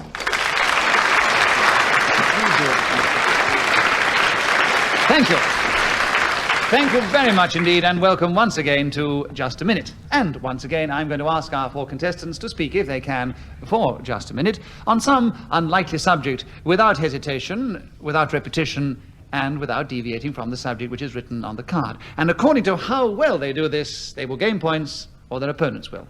And we'll begin the show this week with Clement Freud. Clement, cooking an octopus. That's the subject that Ian Messiter has thought of for you. Will you talk to us about it for 60 seconds, starting now?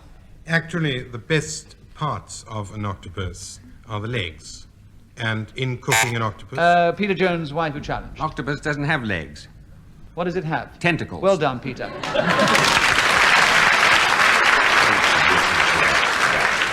So, right away, Peter, you've got in there with a very sharp challenge, I agree. You have 54 seconds, because you had a correct challenge, and you've gained a point. Cooking an octopus, starting now. Of course, there are many types of octopus, and you cook them all in quite... Andre Melly has challenged. Why? If they're types, they're octopi.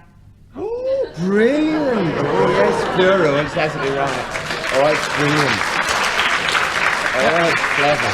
Well, of course, that is grammatically correct, but you do have this problem when you're trying to speak on Just a Minute with 3 people waiting to challenge you, whether you use a sort of colloquial phrase that a lot of people probably No, I would disagree. You don't necessarily make it into a plural when you say types. You don't say there are a lot of types of Millies. You say there are many types of Millie.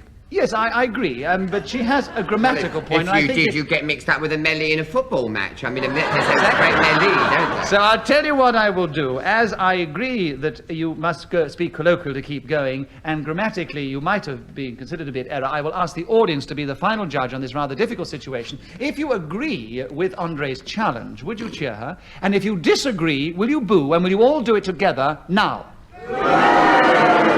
Octopuses. Have the day.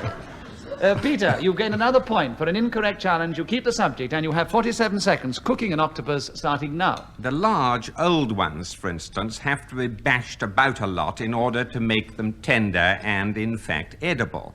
But the smaller variety, if they are dried in the sun, on a rock, for instance, rather like a raisin, I've often seen this in Cyprus and in parts of Greece they do this, then they slice the tentacles very thinly, like bacon, fry them in olive oil with a little garlic or some other kind of herb or flavoring, and serve them with a salad of lettuce and olives and anchovies, possibly tomatoes. On the other hand, if you prefer a more solid dish with potatoes and spaghetti or even a... Andre Melly got in just before the whistle went. Why do you challenge? He's trying to do Clement Freud out of a job, and I don't think it's fair. And he's done Clement Freud out of a job. It was Clement's subject specially chosen for him. I think, why do you challenge then? Hesitation, Well, repetition. because he's an old friend of mine. I don't like to see it happening. Clement, you have I should support wait till from you those taste the octopus. So, you think it's deviation, do you? Yes. I disagree, I'm afraid. So Peter Jones has another point. Peter's got a friend in the audience, they clap. And there's 1 second on cooking an octopus, Peter, starting now. Open a flat loaf.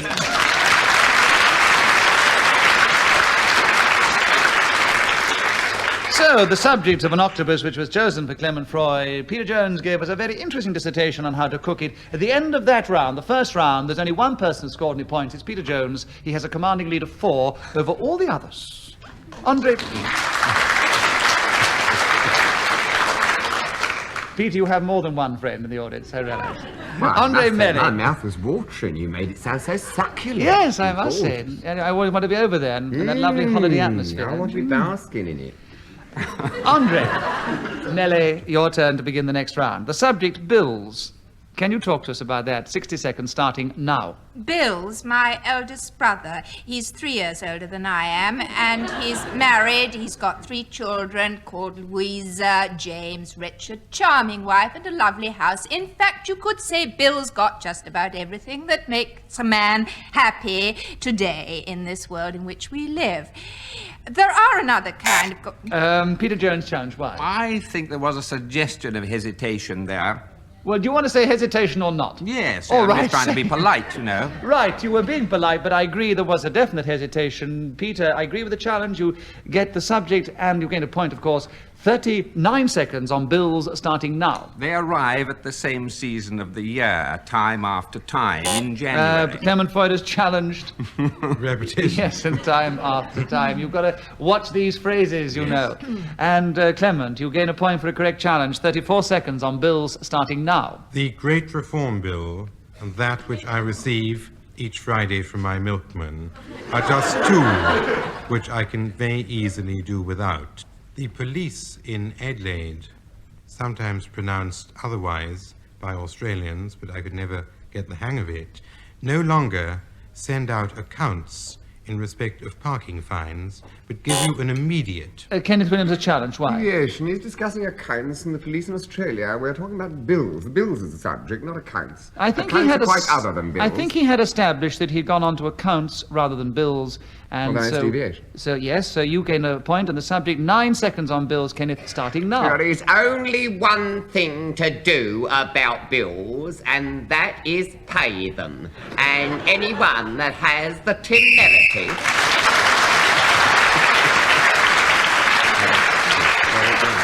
On this occasion, Kenneth Williams was speaking when the whistle went, which tells us, of course, that 60 seconds is up. He gained the extra point, and he's in second place, trailing a little behind Peter Jones. And Peter, it's your turn to begin, and the subject is tourists. Can you talk to us about them for 60 seconds, starting now? Nobody really likes to think that they are tourists. Kenneth Williams, why have you challenged? Completely inaccurate. I love to be a tourist. I don't like going all over the place, just looking at things. Yes, he does. I just love it. Yes, So well, the whole you... statement's inaccurate, therefore it's deviation. Well, Right. you see, Well argued. Thank you, Clem. Lovely. it's very well Just argued. because I happen to be in the lead for the first time in 16 weeks, they're getting together. You can be sure of one thing, Peter. If anybody gets in the lead, they get together. Exactly. But at the present moment, I think it's a, it's a matter of argument. It was well argued by Kenneth Williams, but I disagree with his argument, because I think if you're going to discuss the subject of tourists, you can put forward a point of view, which is Peter Jones's on this occasion about tourists. He keeps the subject. 55 seconds left, starting now. They're not popular, even with travel agents. You often hear them referred to as hordes. Now, this is not a friendly way of describing visitors to one's country who are bringing money. Kenneth Williams has challenged again. Deviation, travel agents adore tourism. I mean, this is rubbish. He's talking a load of rubbish. And moreover, he is giving a very, very bad stigma to the whole thing. Now, we as a country All right, should be Kenneth. welcoming these lovely people who come in and bring us in all right, invisible Kenneth. export. Kenneth. Invisible import. They are. Kenneth, before your teeth fall out, I would say on this occasion, I think your good argument convinces me, and I will give the benefit of the doubt to you, because I do think travel agents do like tourists. How else could they exist? Nothing. Kenneth, you have a point, and you have the subject of tourists, and there are 44 seconds left, starting now. Englishmen used to be, in the 19th century, the greatest tourists in the world. In fact, everyone used to say the grand tour had to be done. And Ruskin, in his famous Stones of Venice, recounts this delightful adventure in the open barouche with this friend with a chinchilla muff sitting beside him. Andre Melly's challenge. Well, it's very interesting, but he's talking about a tour now, not about tourists. But tourists make tours. I thought you were going to be very clever and have him on the chinchilla. Oh, no, I thought it was chinchilla. Sorry. No. I disagree with her challenge, because tourists have to make tours, Kenneth. You have the subject still another point, and 19 seconds starting now. When I went up the Parthenon, I couldn't believe the sweat was rolling off. And so I called at this charming taverna, and they gave me a great flagon of Retsina, a lovely bit of fried mullet, then a bit of steak. Oh, what a time I had! I've won now. Kenneth, you had a throbbing then with your I adventures must be in the lead now. No. You've done very well. You made a... Well, how far have I got? You've got quite far enough. You're just 1 point behind our leader, who is still Peter Jones. But you did leap forward, I must say. Kenneth, it's your turn to begin. Perhaps you've got another chance here. What I do when nobody is looking. That's a very good subject to be because we've heard some very funny stories about what you do on this program when nobody's looking. But can you talk to us about the subject for just a minute, starting now? What I do when nobody is looking is roughly the same thing that everybody else does. And that is indulge their private fantasy.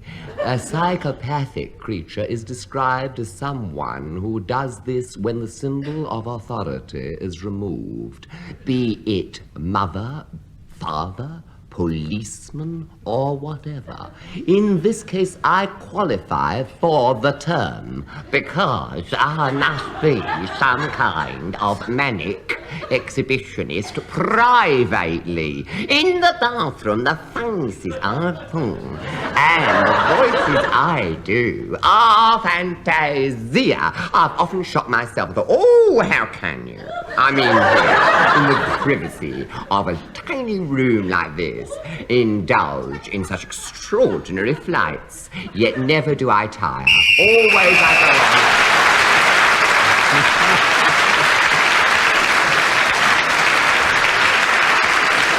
I must be in the lead. Well, Kenneth I must be in the lead now. Oh, right, you're in the lead.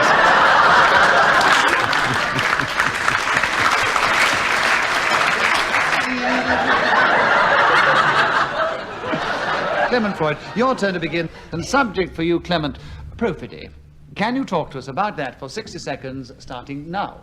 I once knew a man who lectured on accountancy at a catering college, and every day he would turn up punctually at 9:30, sit at his desk, pull out a pen, and get working on the perfidy loss accounts, which were in the left-hand drawer of his large mahogany desk.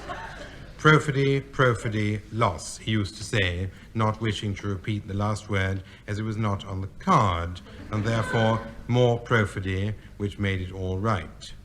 And yet there are some who felt that perfidy was more... Kenneth wins the challenge. Why? Hesitation. Yes, with justification. Kenneth, I agree with your hesitation, and there are 21 seconds for perfidy starting now. Perfidy, of course, means to be on the side. Clement Freud has challenged you. Why? Deviation. Why? Well, perfidy, of course, doesn't mean anything. Of course. Clement Freud, you I have hadn't gone on to describe. I could have said means nonsense, couldn't I? I hadn't been given a chance. I was sitting here, minding my own business, and before I was a blooming thing, they leapt on me like a load of hungry wolves, ravenous. Well, I think that Clement felt if he didn't leap then, somebody else might. Well, he talked a load of rubbish and you know it. I know, but you never challenged him for his rubbish, did you? You challenged him for hesitation, which was justified. justified. What I thought the word meant. I thought it was rather nice. But I'm not going to now, so stick it. Well, I'm glad you told us what you were going to say, what you thought it was, because you've admitted now that the Clement Freud's challenge was entirely justified. So, Clement, you have a point, and there are 18 seconds for perfidy starting now. Incontentiousness is nothing to do with the word at all. Kenneth Williams, why have you challenged? He's just spotted deviation. He's just said it's a word, and having formally admitted that it's not a word. Of course, an incontentiousness has got nothing to do with perfidy, because perfidy is not correct. So, Kenneth, you got the subject back of perfidy. Can you talk to us about it now for 12 seconds starting now? When and I was but a little tiny boy with hi-ho, the wind, the rain, the moon, Clement Freud. and the rain rains every day. Kenneth Freud's challenged, why? Repetition of hi. Hi, hi, the wind rays. Oh, yes, he did say that. What a pity. I didn't. I said hey-ho, which are two That's different right, sounds he in did. time. Not very clearly. Shut your mouth, I dare you. You didn't speak very clearly. Oh, he's doing impersonation. You see that? Well, it is difficult sometimes, Kenneth. I mean, you do get carried away with your own exuberance. It's Festy, the clown, talks nonsense. I That's know. what the word's about. Nonsense, isn't it? But it's sometimes difficult to understand you, Kenneth. Oh, sorry. Right. And you have the subject still of perfidy, and there are 8 seconds starting now. All words can be coined, and Mr. Herpin, who did Philo to love and Attilia freedom from tax, made up philosophy.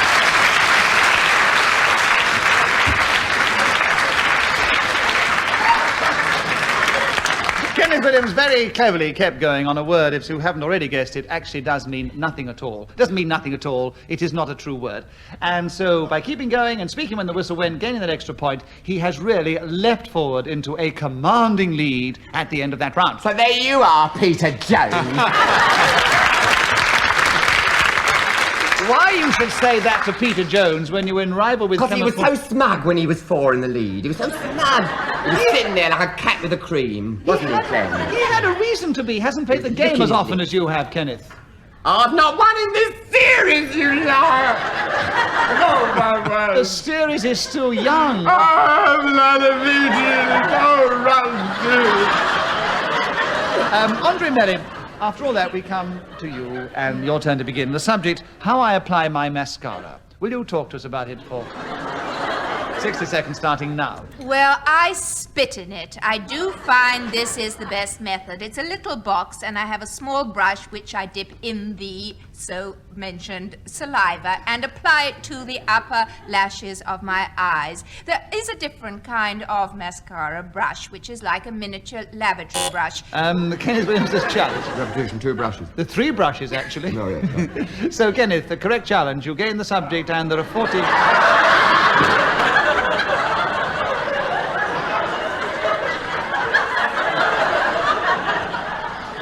42 seconds. The audience are enjoying the thought, and you seem quite full of equanimity about it. How I apply my mascara, Kenneth.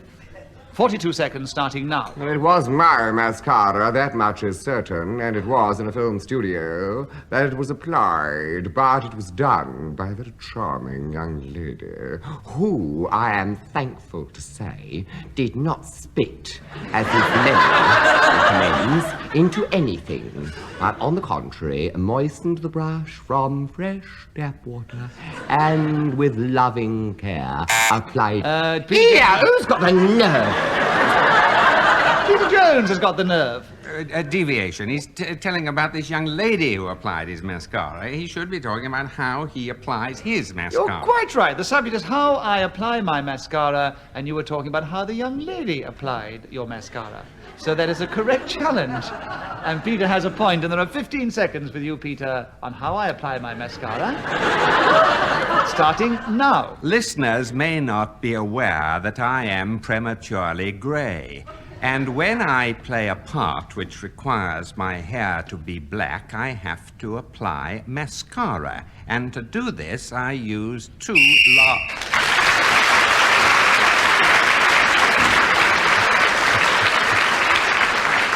So, Peter Jones is then speaking when the whistle went, so he gained the extra point. And if I be forgiven for using the phrase I used rather a lot last week, he's now creeping up on Kenneth Williams.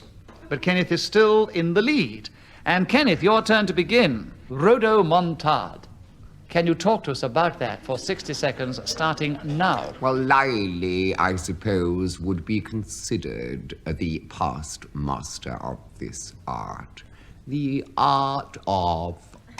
Andre Melly, challenge first. 2 arts. 2 arts, yes. I agree with Andre's challenge. He has 49 seconds, starting now. I believe this means to talk and rant on alarming on any subject which you like. Humpty Dumpty in Through the Looking Glass was an experiment. Kenneth Williams' challenge, why? Hesitation. Not In quite. through. Not quite. In through the looking glass. Yes, What are you talking almost, but not quite, Kenneth. And so about? Through the looking glass. she was teetering on the edge of hesitation. She didn't quite achieve it. Dumpty who was doing that, surely. He was also doing it. I disagree with Kenneth's challenge. He can afford to be generous. He's well in the lead. 40 seconds for you, Andre, still with Rhodomontade, starting now. Goliath, there was an exponent, if you like, booming. Clement Freud, you challenged. Hesitation. I would agree this time, yes. Her boom didn't come out quick enough. 36 seconds for Rhodomontade with you, Clement, starting now. In the country lanes of Sligo, you will find on a Saturday afternoon Rod O'Montade, one of the broths of boys, chirping... Kenneth Williams, your challenge. I mean, obvious hesitation. Yes, it was hesitation. Having thought of that wonderful thing about Rod O'Montade, everybody paused to think about it, including Clement Freud, so he hesitated. And Kenneth, you have another point, 24 seconds, Rod O'Montade, starting now. We shall light a beacon in Europe, which could be described as a fine piece of Rhodomontade insofar as he had only a candle at the time he said it. But what a beautiful sound Rhodomontade very often has. Euphuistic, euphonymous, or onomatopoeic.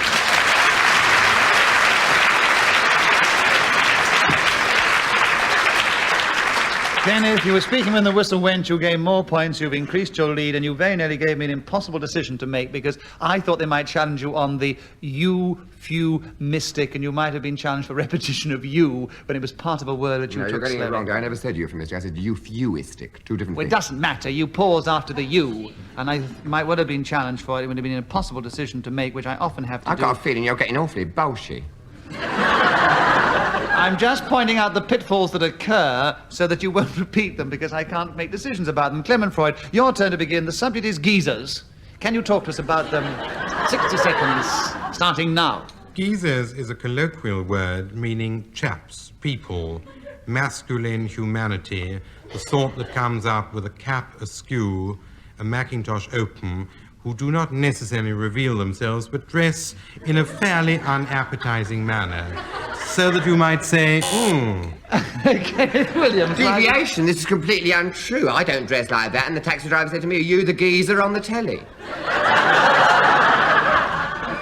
Yes, I think you can call anybody a geezer, not just the type that Clement Freud is He's describing. making it sound all sort of disreputable, isn't he? Well, he's making a geezer apply to only one type of individual, which he very clearly drew for us. So, Kenneth, I agree with your challenge. Thank You you have ever yet so another much. point, 41 seconds, starting now. These are the things that spout out of the ground in New Zealand. And when I was over there, I said to this girl, oh, what is all that hot liquid that appears to be projecting itself into the air? She said, well, it's sulphurous, you see, and if you bathe yourself in that actual fluid, you will find all your aches and all your... Clement Freud's challenge, why? repetition. Of? All your. Yes, well, I have to know, Clement, to see whether you've spotted it correctly. So you gain a point for a correct challenge, and 19 seconds on geezers, Clement Freud, starting now. One of the most interesting things about our bathroom is that when you turn on the cold water tap, hot aqueous matter runs out of it. And this would appear to be... Peter Jones, why have you challenged? I don't think you can call it aqueous. You can say liquid if you like. I do think that very few people refer to it as hot aqueous matter. But on the other hand, if you've already used the word water and you're playing just a minute and on the spur of the moment you have to think of another phrase, Well, you I just think it's... say it. or And you- liquid or You something. do, I didn't. I said hot acrid I matter. think on the spur of the moment it was quite a clever way of keeping going without hesitation or repetition. So, to be perfectly fair, we must leave it with Clement Freud, who has another point. 8 seconds, geezers, Clement, starting now. And the plumber who was called said, "It's the geezer." I said, "Only one." He replied, "No." Kenneth Williams has the challenged you. geezer." Plumber who called said, and I said. Two Yes, said. that's right. There were 2 says. So, Kenneth, you have yet another point. It is the last He round. said it quite differently. You said it quite differently, and you said it beautifully. You said it profoundly. You said it interestingly. But you said it. All right, Kenneth, you have 2 points on geezer starting now. The gas all corroded, the geezer exploded and blew us back into the muse.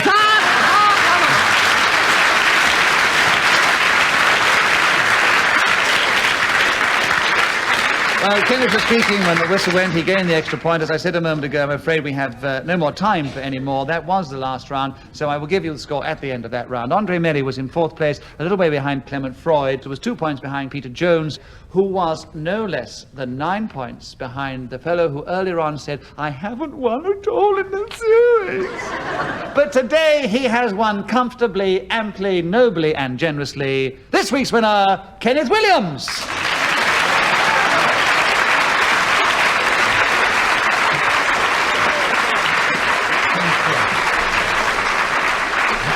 Kenneth has been so overcome with his success that he has absolutely slipped underneath the desk with embarrassment. Thank you very much for listening to this particular program of Just a Minute. We do hope that you enjoyed it, and from all of us here, goodbye.